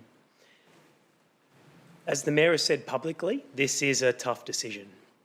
However, there are good elements of the budget, and they're going to be wonderful projects throughout the region, and the community will benefit from those. Madam Mayor, as you know, we've had these budget workshops for the last month or more, but more intense for the last month. And as you know, it's been a difficult situation to work through from time to time. After much thought, over a month of thinking, I've got two issues that I still feel difficult to resolve in my own personal mind. And this is where I have a difference of opinion today. I appreciate the efforts of councillors and council staff to keep costs down. It's evident through the Mayor's budget speech today that that was the intent. And I do note that and I appreciate it. Personally, my position would have been to see levies reduced further, but I acknowledge the points of other speakers today and the benefit in the levies, because I always hear great things about the environment levy. That's a big one. I hear lots of positives on it, and I'm starting to see positives out of the transport levy and the arts and heritage levy. I know it would have been a difficult decision, but I would like to have seen some further cuts to those projects to offset the increase. The big one for me today, though, is in fact locally in my area. Unfortunately, there are two projects which are now pushed out in the budget, unfortunately, around community facilities, libraries and major road upgrades. But I'm not alone. There are people in this room here today who are facing the exact same issue that I am. I'm not special and I'm not individual in that. In fact, there are many councillors who are pushing very hard for projects in their areas, and I'm not alone because I know they're working really hard for their communities too. Madam Mayor, I know it's difficult in these budget discussions and deliberations, but I just want to acknowledge your hard work and the hard work of my colleagues in the organisation. I take nothing away from you. Today, for these reasons, and I'd like to be short and sharp, for these reasons today, I cannot get there on the budget. I'm very, very, excuse me, I'm very, very close on the budget, but I just feel with the issues around potentially decreasing some of the levies and the infrastructure in my area, I just couldn't get there. But I do want to acknowledge that there are going to be some fantastic things that happen in the community. And in fact, you know, when I speak with people like my good colleague, Councillor Winston, he says, without a budget, we don't operate.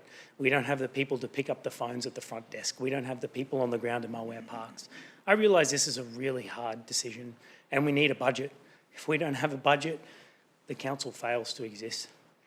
I want to acknowledge the hard decision for many in the room today and respect my colleagues for any decision they make, just like I'm making the decision today to not support the budget. Thank you, Councillor Dixon. Councillor Hungerford.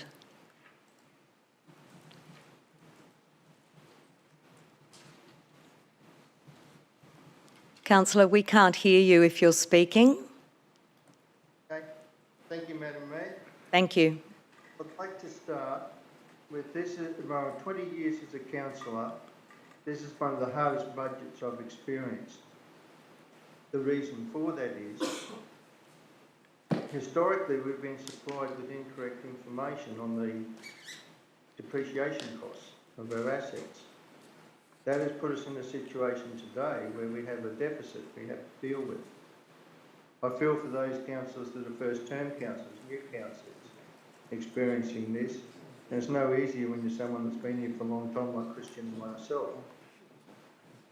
But I feel we could have gone harder on reducing the impact of the ratepayers and looking at further operational savings, reducing levies, especially the futures funds, where the money is not being used immediately.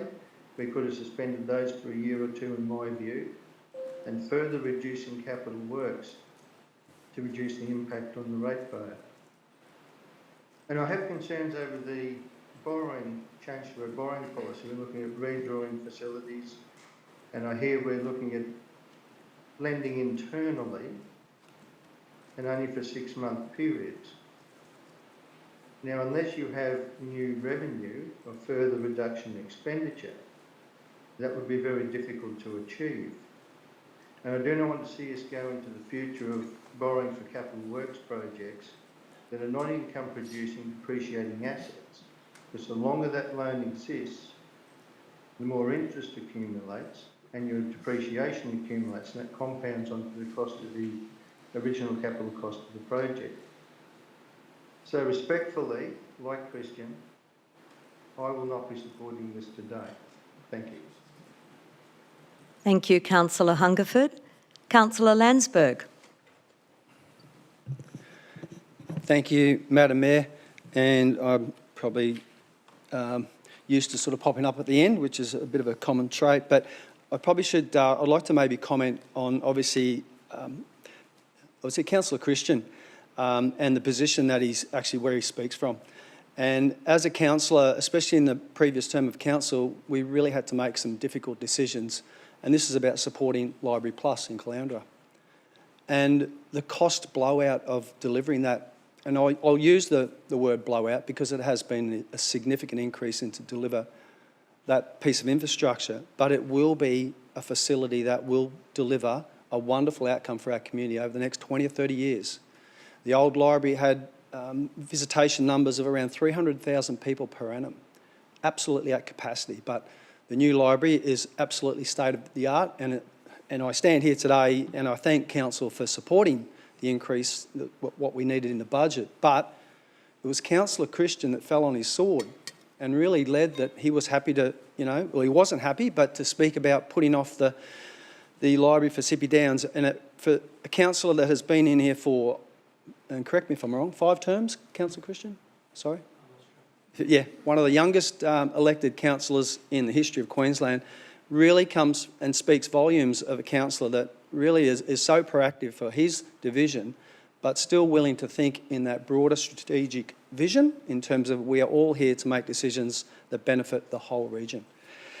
For council, in terms of Caloundra, we have received the lion's share of this budget, and I will be honest in regards to, but a no fault of obviously facilities, but in regards to the damage that we've seen along the foreshore, especially Moffat Beach seawall that's collapsed in 2022, the severe erosion at T.S. Onslow's site, which has been project managed by council, but obviously delivered by the state government with funding as well.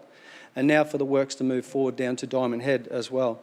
We have seen an incredible amount of erosion, but council has pivoted, and I want to thank council, especially from operational capacity and perspective, where they've actually really picked up the shovels and the infrastructure and the contractors to get on site down there and protect those foreshore areas.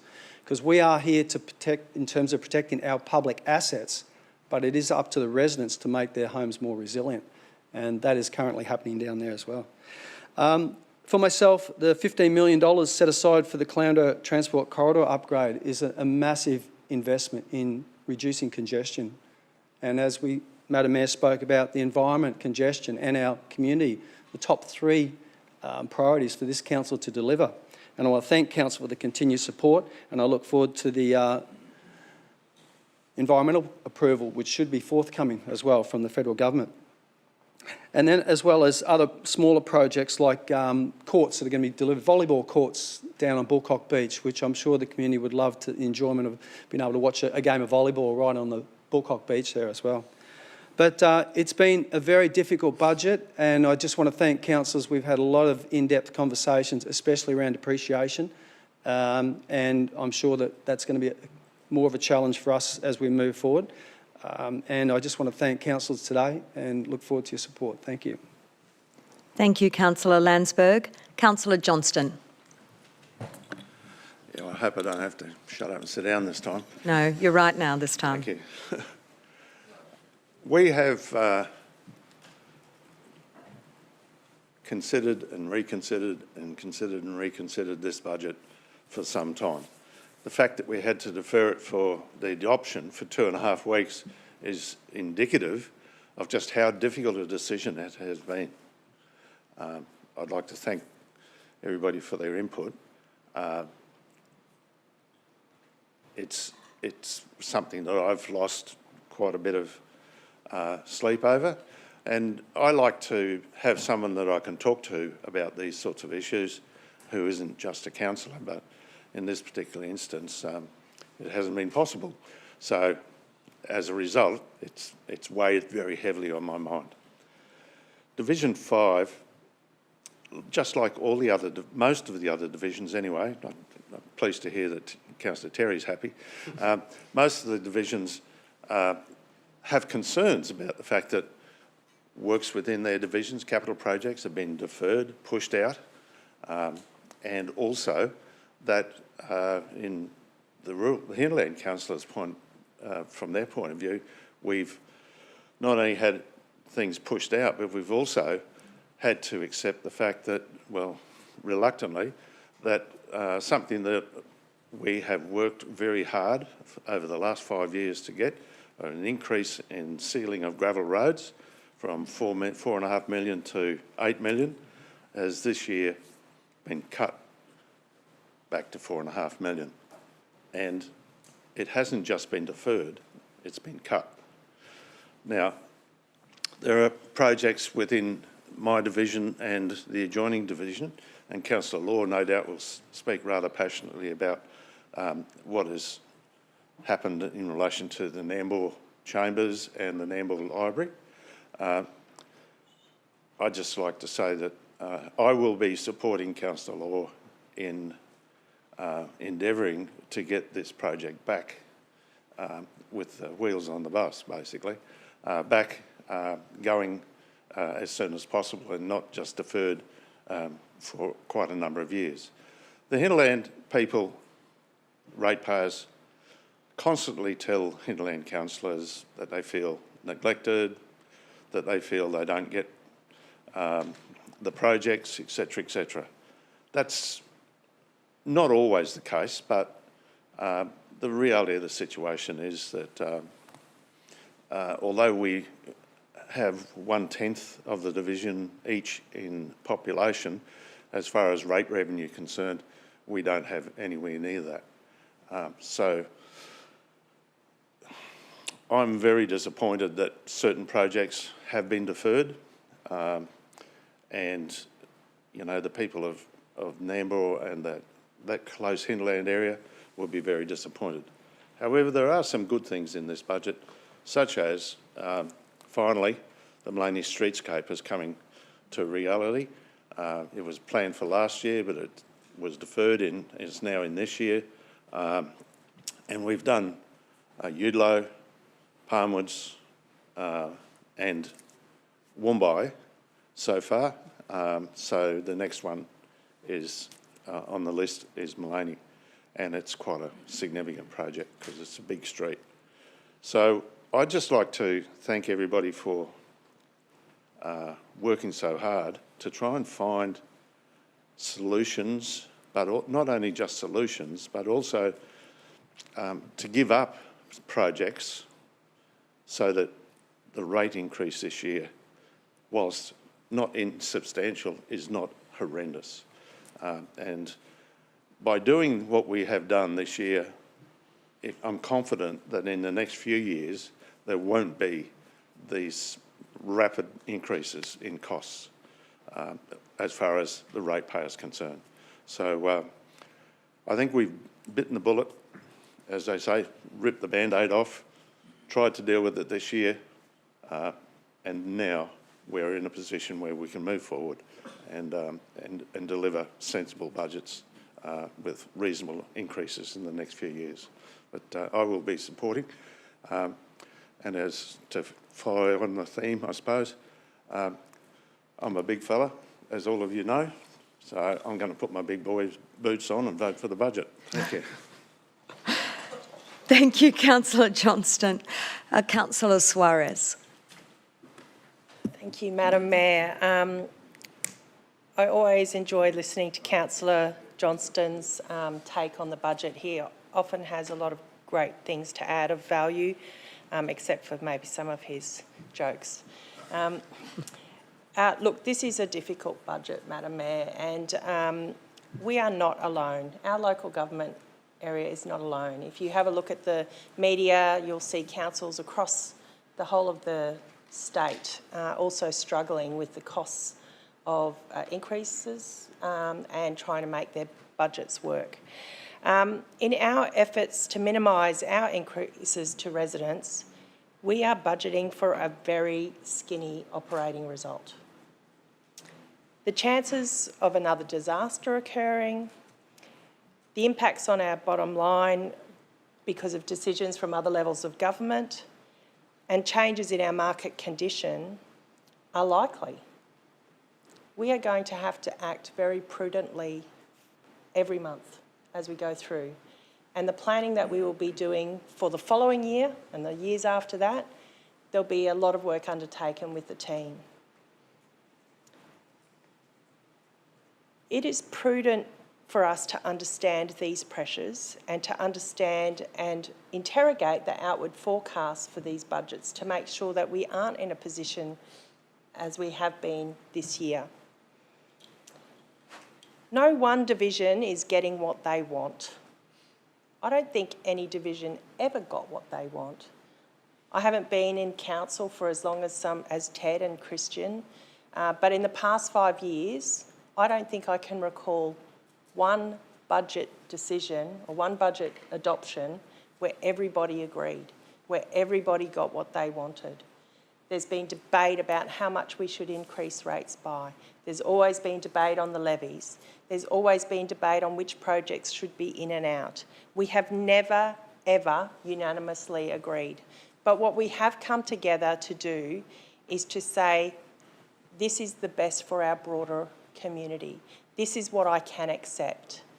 Now, I understand that this is a democratic process. I don't agree with all of the individual views, and the reason I don't agree is because I struggle to understand that if we don't adopt a budget, we are not providing services, we are not providing the infrastructure that our growing community needs. And that's unpalatable, and our community will not thank us for not picking up their bins or not putting in that pathway. So while I might not like everything in this budget, while I have concerns about the amount that we have to play with, the buffer that we have in case there are any impacts, I have those real concerns. But it would be, well, I feel it would be irresponsible not to vote for it. We have worked as hard as we can in the amount of time that we have had to come up with a solution that is the best for the broadest range of people within our community. So I will be voting for the budget, Madam Mayor, because I won't be voting on what we can't do, I'm voting for what we can. Thank you. Thank you, Councillor Suarez. Councillor Broderick.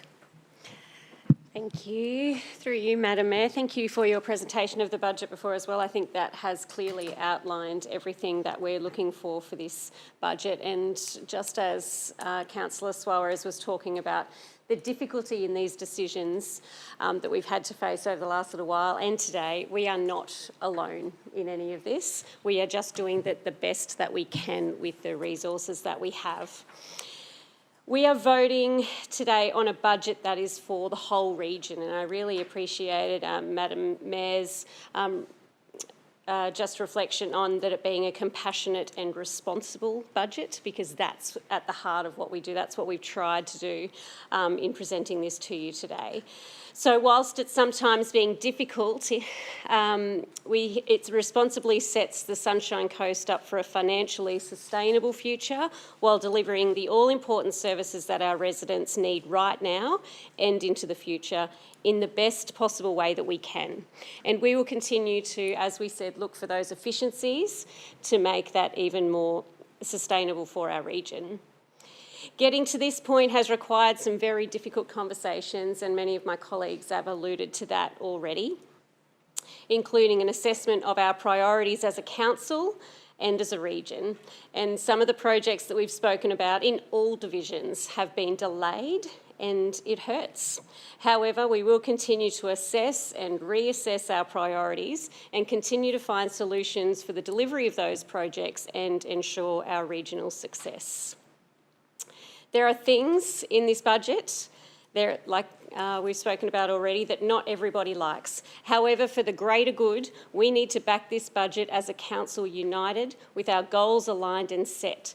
That doesn't mean we're selling out our divisions. It means that we recognise and acknowledge that with this budget, that some hard decisions have had to be made in order to ensure the success of the entire region and our success into the future.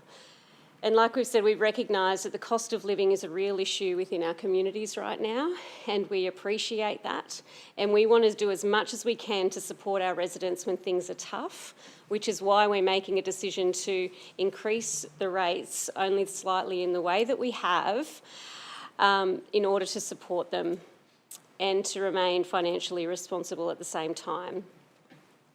We're all aware that the cost of living affects all of us, and council is no exemption, just as we've spoken about earlier today, which is one of the reasons I wanted to highlight as well and encourage all of our residents to make use of the interest-free instalment options that is available to you. It's simply a matter of contacting council before your due date in order to make that happen. We want to be able to support you in any way possible. I note as well that we've spoken a lot about the increased cost in waste as well, and I think it's worth noting, just 'cause I know that there is significant waste expenditure going into Division 1 as a result of us having both the Beerwar and Caloundra landfill site. So a lot of those, there's going to be a lot of millions spent over there in the next 12 months as well, so you can look all of that up too. But there are, and like we've said, there are some good things happening. So as tight as this budget is, I just wanted to highlight some of the great things that are actually happening in some of our divisions, particularly in Division 1. As we've already alluded to, the new sports clubhouses at Narimba and Baringa will be put up as well for our sporting communities. We're making upgrades to our Beerwar Cemetery entrance, which I'm very excited about because that's been a long time coming. So, and we're also looking at doing the upgrades, like we've set up Bankfoot House and Landsborough Museum. But right across the division, not just Division 1, right across the region, we're looking at the upgrades of our parks and playgrounds, fencing, new softball surfaces, seating and shade sails, creating safe and welcoming spaces for all of our families to enjoy. So there's a couple of other things that I wanted to mention on here as well. And we've mentioned it briefly, but not in full, just about our Caloundra Aerodrome Master Plan. That takes up a significant component here in our capital expenditure. And that is a project that we're looking really forward to and excited about in developing our economy right across not just for Caloundra, but right across the coast as well. The other thing that I need to make mention of that we're really excited about in Division 1 is that we have finally received funding. So it'll be joint funding with our Belle Vista Boulevard. We'll finally get the raised crossing that it needs. Thanks to the federal funding Black Spot program as well. So there are some good things happening. So while some of our decisions throughout this process have been difficult, I will be voting in favour of this budget because it's the right thing to do for the long-term financial sustainability of the whole of our Sunshine Coast, our region that we all love. It allows us to continue to deliver the services that matter most to our residents well into the future and for right now. We're all working toward a collective goal of connected, livable, thriving, and this budget will allow us to get on to achieving those goals. Thank you, Madam Mayor. Thank you, Councillor Broderick. Councillor Burns. Thanks through you, Madam Mayor. Thanks to Mr Parsons and the finance team too for working with council through this.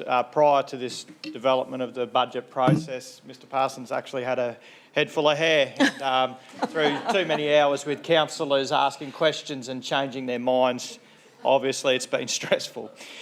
Hey, budgets are a moral document in my mind, and they're a moral document because they actually determine what we value by what we subsidise.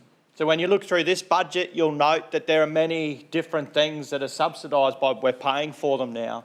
But here's the thing, when you go to set a budget and it's based on what we value, everyone values different things. And the things that we value, we prioritise differently to the person next to us. And the thing that we all know in this chamber today is that all of our community have values, and they also value different things, and they also value things at a different level than other people. That's why doing a budget is really tough, because everything in the budget matters. The things that didn't make the budget matter. In not including them doesn't suggest that. It just actually says decisions have to be made. And sadly, we don't have the luxury of putting everything into the budget because it's just not possible. We can't physically do it for a whole number of limitations. There's limitations on actual just the bucks, the money. There's limitations on legislation. There's limitations on capacity. There's limitation on our ability to actually deliver the thing. There's limitations on our common sense, and there's just the limitations everywhere. So it's not all possible. But into that, I think there's a lot of things in this budget that are actually highly valued and will be highly supported. So while our capital works budget is $262 million, it's a significant, that is significant. It is not everything, and it can't be because of the limitations. But without those things being done, this region, as Councillor Suarez suggested, grinds to a halt. The thing about our capital works budget, though, that needs to be considered is the prudent nature of it suggests that the majority of our capital works budget is to be spent on renewals of existing infrastructure, on existing assets. It's not about just building new stuff all the time. It's actually making sure that the stuff that we've already got is looked after in a way that it lasts for as long as possible. That is responsible. It does also bear to witness too that the facts that Councillor Dixon and Councillor Law will no doubt also acknowledge is that there are significant capital projects from a council infrastructure piece that won't be delivered in this budget, and who knows when, because of the financial situation we're in, which is why I do support the capital facility that is outlined in our debt policy and that Mr Parsons mentioned, because it does give us flexibility to ensure that we can continue to actually progress the things that will matter into the future. And it allows us to open up those discussions over the coming year at Budget Review 1, 2 and 3 to consider how can we get those important pieces to the fore. So for me, Division 3, we do have some significant funding in there, and it's for projects that have been well underway for a number of years. The Honey Farm Road Regional Sporting Precinct, it is in Division 3, it's a regional facility. It's significant work. It's going to hold us in good stead for the future. That is a good thing. We also will see the development of our Olympic infrastructure through the outdoor stadium upgrade. That will be a good thing. We have a contribution to make, but the state contribute the money and the federal government, and we're grateful for that. There's also some stormwater upgrades in Division 3 that are really significant in that area to deal with those increases through the stadium upgrade. But equal to this, I like that there's little things in there that highlight that the small things in our Division 3 area matter. The things to make our parks more usable by putting seats where there are none, replacing those old wooden ones with the new flash aluminium ones. There is actually road reseals that will be happening. There's a whole bunch of those things. So the gamut is wide. And I guess I would say in the challenge to the CEO, to us as council and to all of our staff, is we will have to work with immense focus and determination to keep the spending under wraps. Our operational costs are significant. We are a large organisation and we are a growing region with opportunities and challenges. But we will do this, and I will support this today. The levies, as we've already discussed today, provide extensive opportunity for this region to develop the things that we value most. So thank you to Keith and the finance team. Thank you to our councillors. And I really urge and respect the ability for the councillors to make their decisions and urge everyone to support the budget. Thank you, Madam Mayor. Thank you, Councillor Burns. Councillor Bunnag. Thank you, Madam Mayor. Well, it's a sobering conversation to have with the community. It's not wheels on the bus territory, that's for sure. For years, the narrative that we've heard is that this council has been in a strong financial position. We've heard about how our low debt levels are to be admired. We've heard about the unmodified audits. They're all good things. But today is actually a reality check for the Sunshine Coast and for this organisation, because it prompts the question in my mind, can we keep doing things the way we've been doing them and expect to remain a financially sustainable organisation into the future? For the last 6 years, 5 out of those years, council's actually run an operating deficit. It's time that we actually acknowledge that publicly. It has put this relatively newly elected council in a challenging financial position where we have to make some very difficult decisions to get this organisation out of what appears, in my mind, to be a structural deficit. And as a relatively new councillor, Councillor Hungerford's right. I can only say it feels a lot like we've been involved in a game of pass the parcel. And the music has absolutely stopped during this term of council, and we've been holding the ticking budget bomb. But the reality is, people don't want to hear excuses. They want us to lead. The buck does stop here today in endorsing a budget that is financially sustainable for our region.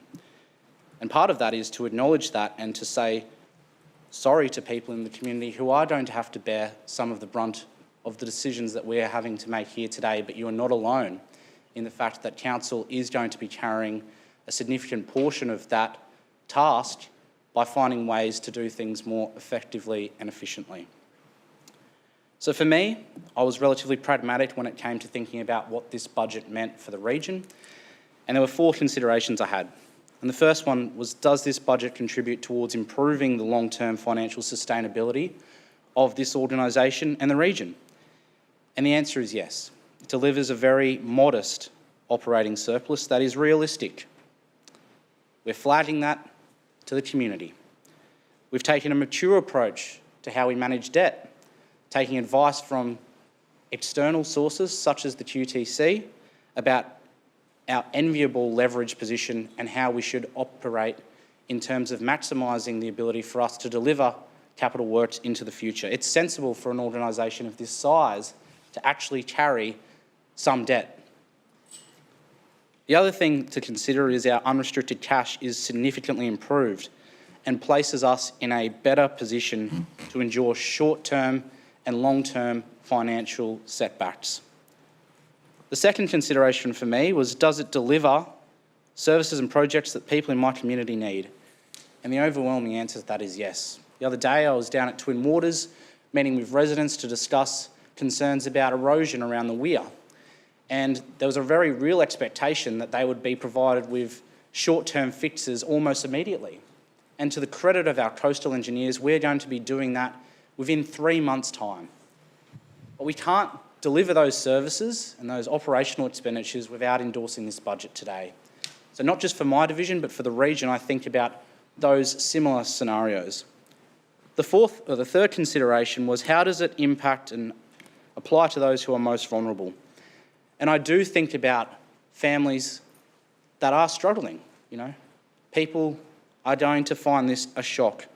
But the reality is we have found ways to try and minimise this as much as we can by increasing the pensioner concession in line with the general rate increase. We have lowered the interest rate due on overdue arrears, and we're sending a clear message to people who own transitory accommodation houses in low residential areas that we want you to put your houses back into the long-term accommodation pool for families to use as rentals. I think how an organisation should be measured for the way that it implements financial decisions is not so much on how it impacts those who can most afford it, but those who can least. And we have tried our absolute best to find ways to do that as responsibly and sensitively as we can. The fourth consideration for me was what are the financial risks that are associated with this budget? You heard me ask Mr Parsons around recurrent capital expenditure, and that is a clear risk that we have to be flagging to the community. Councillor Suarez is right, we do have a narrow operating surplus, particularly when we consider potential future natural disasters. But the reality is, in conclusion for me, could I ask ratepayers to carry any more burden outside of what has already been proposed? And the answer is no. What I've asked for is for our council to do the hard work in terms of finding ways to do things more efficiently while funding the things that we continue to value. So for me, this is the right decision to be making in a difficult time, and we are charged with that responsibility to do that here today. I'll be supporting this budget. Thank you, Councillor Bunnag. Councillor Law. Thank you. Through you, Madam Mayor, councillors. Yep, here we are, budget day, and everyone is being asked to do a bit more for the benefit of the whole region, and we need to do that. And we've heard some very good comments of the how and the why that we need to get on and do that. But I don't like this one at all, not one bit. The council has a workplaces strategy, and it's 2/3 done. Part one, this very building. And when it needed an extra $20 million cash, it got it. And I was assured that the whole workplaces strategy would happen. Part two, Caloundra Library Plus. And we've already heard that will be completed very shortly. And when it needed $10 million in cash, it got it. And I was assured again, so would part three. So part three is the Nambour Library and Community Administration Centre. Haven't got a name for it yet. And before we've really got going, it's been kicked 6 years into the future. Now, just remember, every time part one and part two needed more, it got it, and I was reassured Nambour wouldn't be forgotten, and of course we'll deliver on part three of that strategy. But now, this major investment in Nambour, major investment for the community, to signal to the hinterland community of Nambour and surrounds that we believe in you, we're investing in you, and that investment would trigger more investment by other corporations, other organisations. We've worked really hard to get the planning scheme set right, and we're waiting to see what it will look even better in the future. But the council needs to signal its investment and commitment to Nambour and the hinterland. The same signalling it gave when it built this building to make sure that Maroochydore City Centre would be developed and come out of the ground, because the council has to prove that it believes in what it's doing. So for me, it's not okay to move that major investment by 6 years, because in Nambour we need that now. Yes, I know we've got problems with the budget, and I, along with everyone else here, have worked extremely hard to fix that and to make the burden as small as possible. But 4 years of blood, sweat and tears, and about $1 million spent so far to get ready for construction this financial year. But it's not happening. At the moment, maybe 2031, but maybe not. I'm not sure. I'm encouraged by some of the positive words I've heard, but I heard those words during the rest of this strategy's lifespan. So let me be clear, Nambour needs this investment now, not in 6 years. That investment would support not only Nambour, but Woombye, Palmwoods, Eumundi, Yandina, everyone that is serviced by that library and by that customer service centre throughout the whole hinterland. And then I contrast that with what we've heard of our waste services. The Nambour Resource and Recovery Centre recently had close to $40 million spent on it. And we've heard this year there's another 4.2 coming. And absolutely we need that for our strategy, for our waste services. Without it, where will the region's rubbish go? But Nambour needs more. Yes, we'll take the rubbish, and yes, we'll take the recycling, but we need that investment, not at the edge of Nambour. Yes, we need it there, but we need it in the heart of Nambour as well, and we need to signal to the community that we believe in Nambour and we're going to invest in it. And as I remind you, as happened at this place when we were deciding to build it.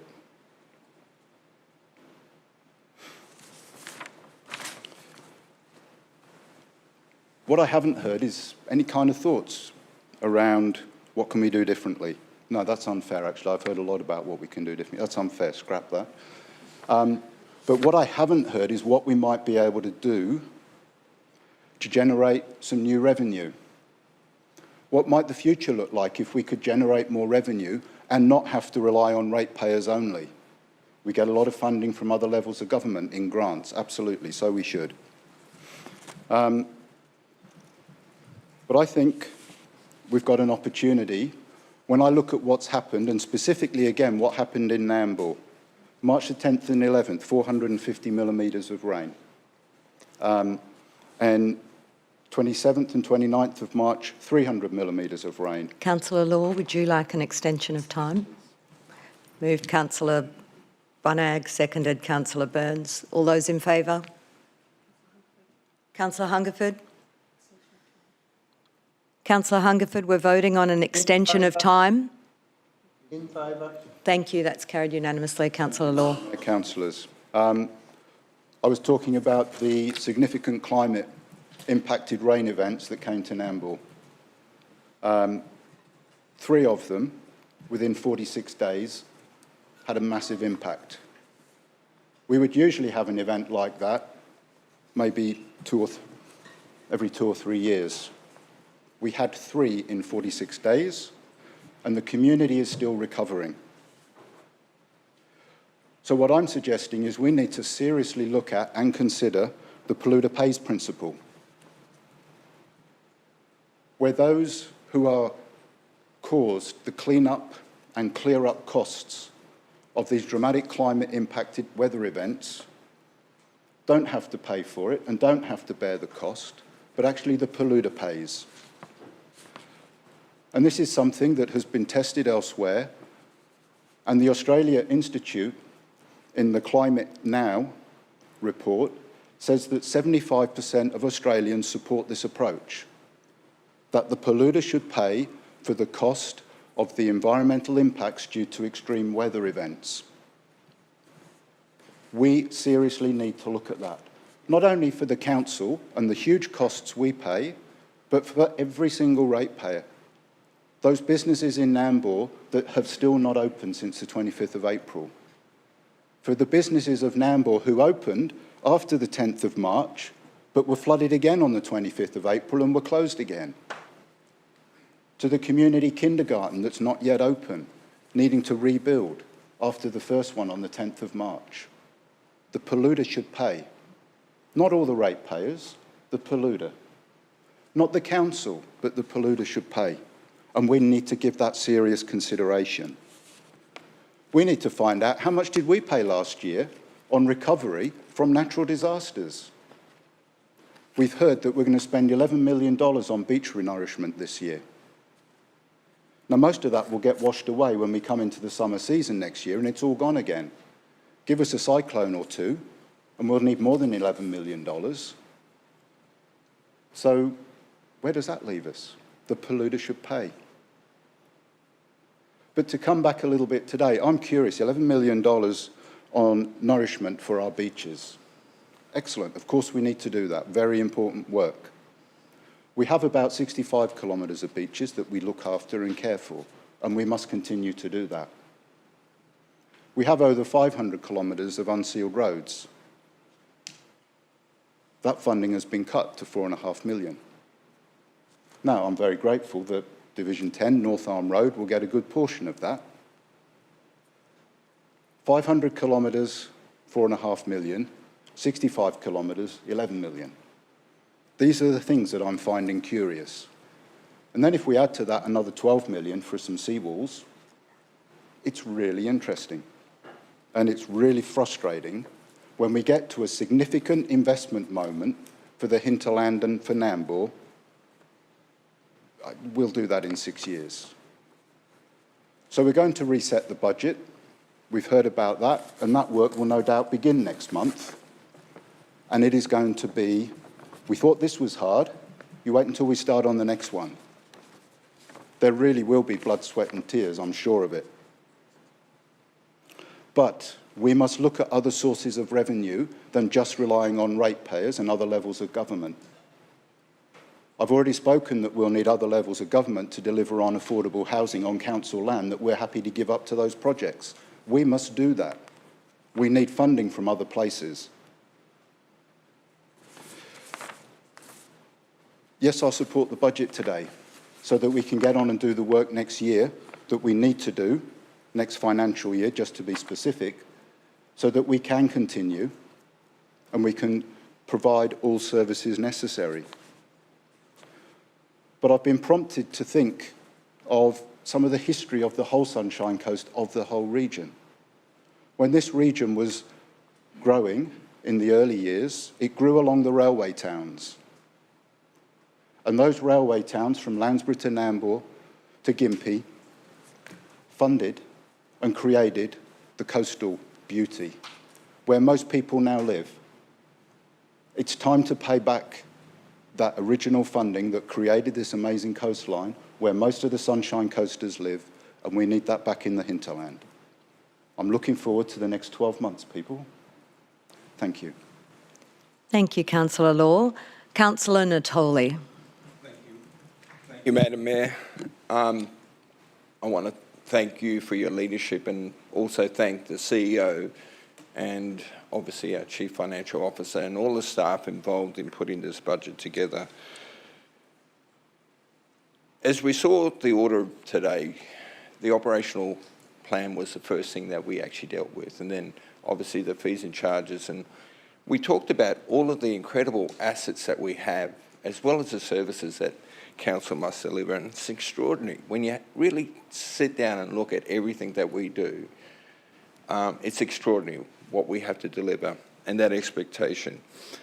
I've just been reading around the state, the comments in the media about the impacts of rates on ratepayers, and almost there's a focus on local government at budget time. And it's always on how much is that increase, rather than about the services and the great, wonderful work that local government actually does with very little money compared to other levels of government. I know that when we make decisions on budget is really about the operational plan, all of the services and facilities that we have. It's about our lifestyle. It is our lifestyle that we are investing in. We are trying to protect and trying to manage the people that have chosen to move here, whether they live in the hinterland, whether they live on the railway towns, or whether they live on the coast, or they're moving into some of our southern corridors. They've made choices to come here because there's something that attracts them about the Sunshine Coast, that they love this lifestyle, and they want us to protect and keep managing that lifestyle. And we can't do that if we abrogate our responsibilities in being able to deal with the future and deal with the past as well. Every decision we make in local government is intergenerational. We can look at mistakes that have been made from the past and we pay for them, and we can look at where great decisions have been made where we end up with great outcomes in years to come. When I ran for the first regional council, Bob Abbott decided to walk away from the Cullen Gore landfill, which I put my political neck on the line. That's cost the ratepayers, that decision to walk away from that landfill has cost the ratepayers over $20 million over that 2 decades because it was a political decision at the time. And that's the problem that we have when we don't make the tough decisions. And we're almost at that point of running out of landfill. We wouldn't have had that problem.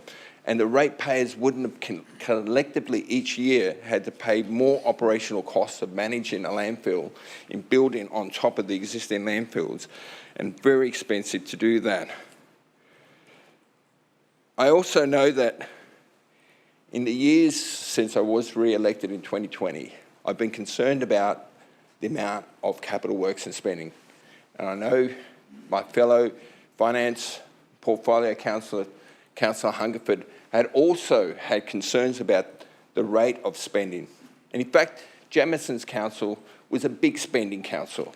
The region making projects that, in some cases, some of those projects, if I look back now, the rate of return on the solar farm and the landing cable, we never achieved them. Never hit the mark. We don't go back and question why did those councillors make that decision at the time. We're fortunate with the landing cable that we've managed to get NextDC and Google to come here, but that's just a fortunate aspect, spending over $30 million on an investment that we didn't even know we were potentially going to have any revenue that could live up to what they were sold and brought to council at the time. So I think we as councillors have to accept that, as I did when I became mayor, got all the councillors to sign a charter of goodwill. And one of the components of there was that we accept the decisions made of the past and we deal with it. We don't hide. We talked today, Councillor Tim talked about, when he acknowledged our First Nations, about truth-telling. It is about being open, transparent with our community about the problems. I made a mention in last year's that we were like screaming, putting our foot on the brakes and going down a road and absolutely hitting the brakes because we realised something was wrong. Last year we had 3 budget reviews. We've reduced capital works in excess of $50 million. Councillor Natoli, would you like an extension of time? Moved Councillor Bunnag, seconded Councillor Landsberg. Those in favour? Councillor Hungerford? Agreed. Thank you. Carried unanimously. Thank you. And where we are now, as Councillor Bunnag said, we now know that we've run 5 consecutive deficits. We only found that out recently. And like the analogy of driving on that road and slamming on the brakes, knowing that something's wrong, we knew the cash was going out of this organisation. We couldn't put our fingers on it. Now we know where the problem is. If we don't make the tough decision, the road ahead is actually a cliff and we fall off it. And we have to make a serious adjustment to be able to get back onto that road if we're going to charter sustainably out of this. Now, we understand there are areas in our coast that would love to have more. And I sympathise, love Nambour, and I've always believed that we need to put more into Nambour. And I love the hinterland, and I know the people up there. And I keep saying to them, if you want more growth, you want more traffic, but I love the lifestyle that they have, and I'm not sure they would trade it for more services and more infrastructure if it meant they had to reduce their lifestyle. And we're battling on the coast with massive pressure of growth, and we have to somehow manage that with 3% of the total tax. 3% of the total tax collected in this country goes to local government. 82% to federal, 15% to the state. When you hear that 60% of our ratepayers pay $1,586.30 a year, 60% on the minimum, that equates to $30 a week. And yet, there's one property pays 1 lot of rates. It doesn't matter how many people live in that property, they pay 1 lot of rates. But if you are on the minimum wage in this country, with GST, you'll pay $9,000 in tax. That's on the minimum. But the average on the Sunshine Coast is actually double that. And with GST, you'll be paying about $25,000 in taxes to the federal government and GST that ends up to the state. And if there's more than one person living in that household, then that keeps multiplying. Let's look at the reality. People worry about increases in local government when they're 60% are paying $1,500.86. The average body corporate fees is $5,000 to $6,000. And the average person that pays income tax is $25,000 per person. 2 people, 3 people, keeps multiplying. We have one household only pays one lot of tax, the minimum $1,586, and yet we provide so much. Let's get a reality check. Governments, the money has to come from other levels of government to make local government more sustainable. And around the country, there's been inquiries recently about this financial sustainability of local government. We all know that we're struggling to get extra revenue. But all of the federal and state government taxes, a lot of them are inflationary, and the GST component adds to that as well. And yet, always the focus of budget time comes on our rate increases. Thank you, Councillor Natoli. Councillors, you've heard about cuts, deferrals. We have looked to make savings where we can. The cost of maintaining the roads, the parks, the libraries, community and sporting facilities, water and sewerage systems, our environment, all those costs are increasing, all driven by higher prices for materials, labour, fuel and power. We are not alone. Councils across Queensland are all feeling these pressures. We will be getting behind projects that create a connected, livable and thriving community. It's a compassionate and responsible budget, delivering major infrastructure that will reduce traffic congestion, protect our foreshores from nature's fury, and provide community and sporting infrastructure for generations to come. Our community expects us to take responsibility for the inherited issues. The buck does stop here. We take responsibility, we own it, we fix it. That's our plan. To vote in support of this budget, for me personally, aligns with the very reason I sought this office, and that is to serve the long-term interests of the people of the Sunshine Coast, to make the tough decisions, to lead the Sunshine Coast community into the future. Councillors, I ask for your support.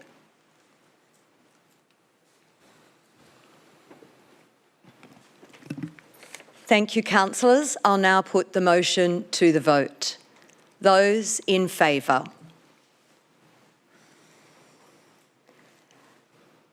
Councillor Hungerford, I'm counting and will call those in favour now. Councillor Broderick, Councillor Landsberg, Councillor Burns, Councillor Natoli, Councillor Johnston, Councillor Dixon is not having his hand up. Councillor Bunnag, Councillor Suarez, Councillor Law. Those in favour. Now, those against, please raise your hand. Councillor Dixon, Councillor Hungerford, which way will you be voting today? Against. Against. Councillors, against is Councillor Dixon and Councillor Hungerford. The motion is carried. Thank you, councillors. As today's agenda has concluded, I will declare the meeting closed at 11:34. I thank you for your consideration, for your work in the months leading to this point, and to your debate here today. I invite you to join me and the media in the foyer for a press conference. The next ordinary meeting will be held at Thursday, July the 24th at 9 a.m. It is 11:34. Thank you, and I hope you have a beautiful day.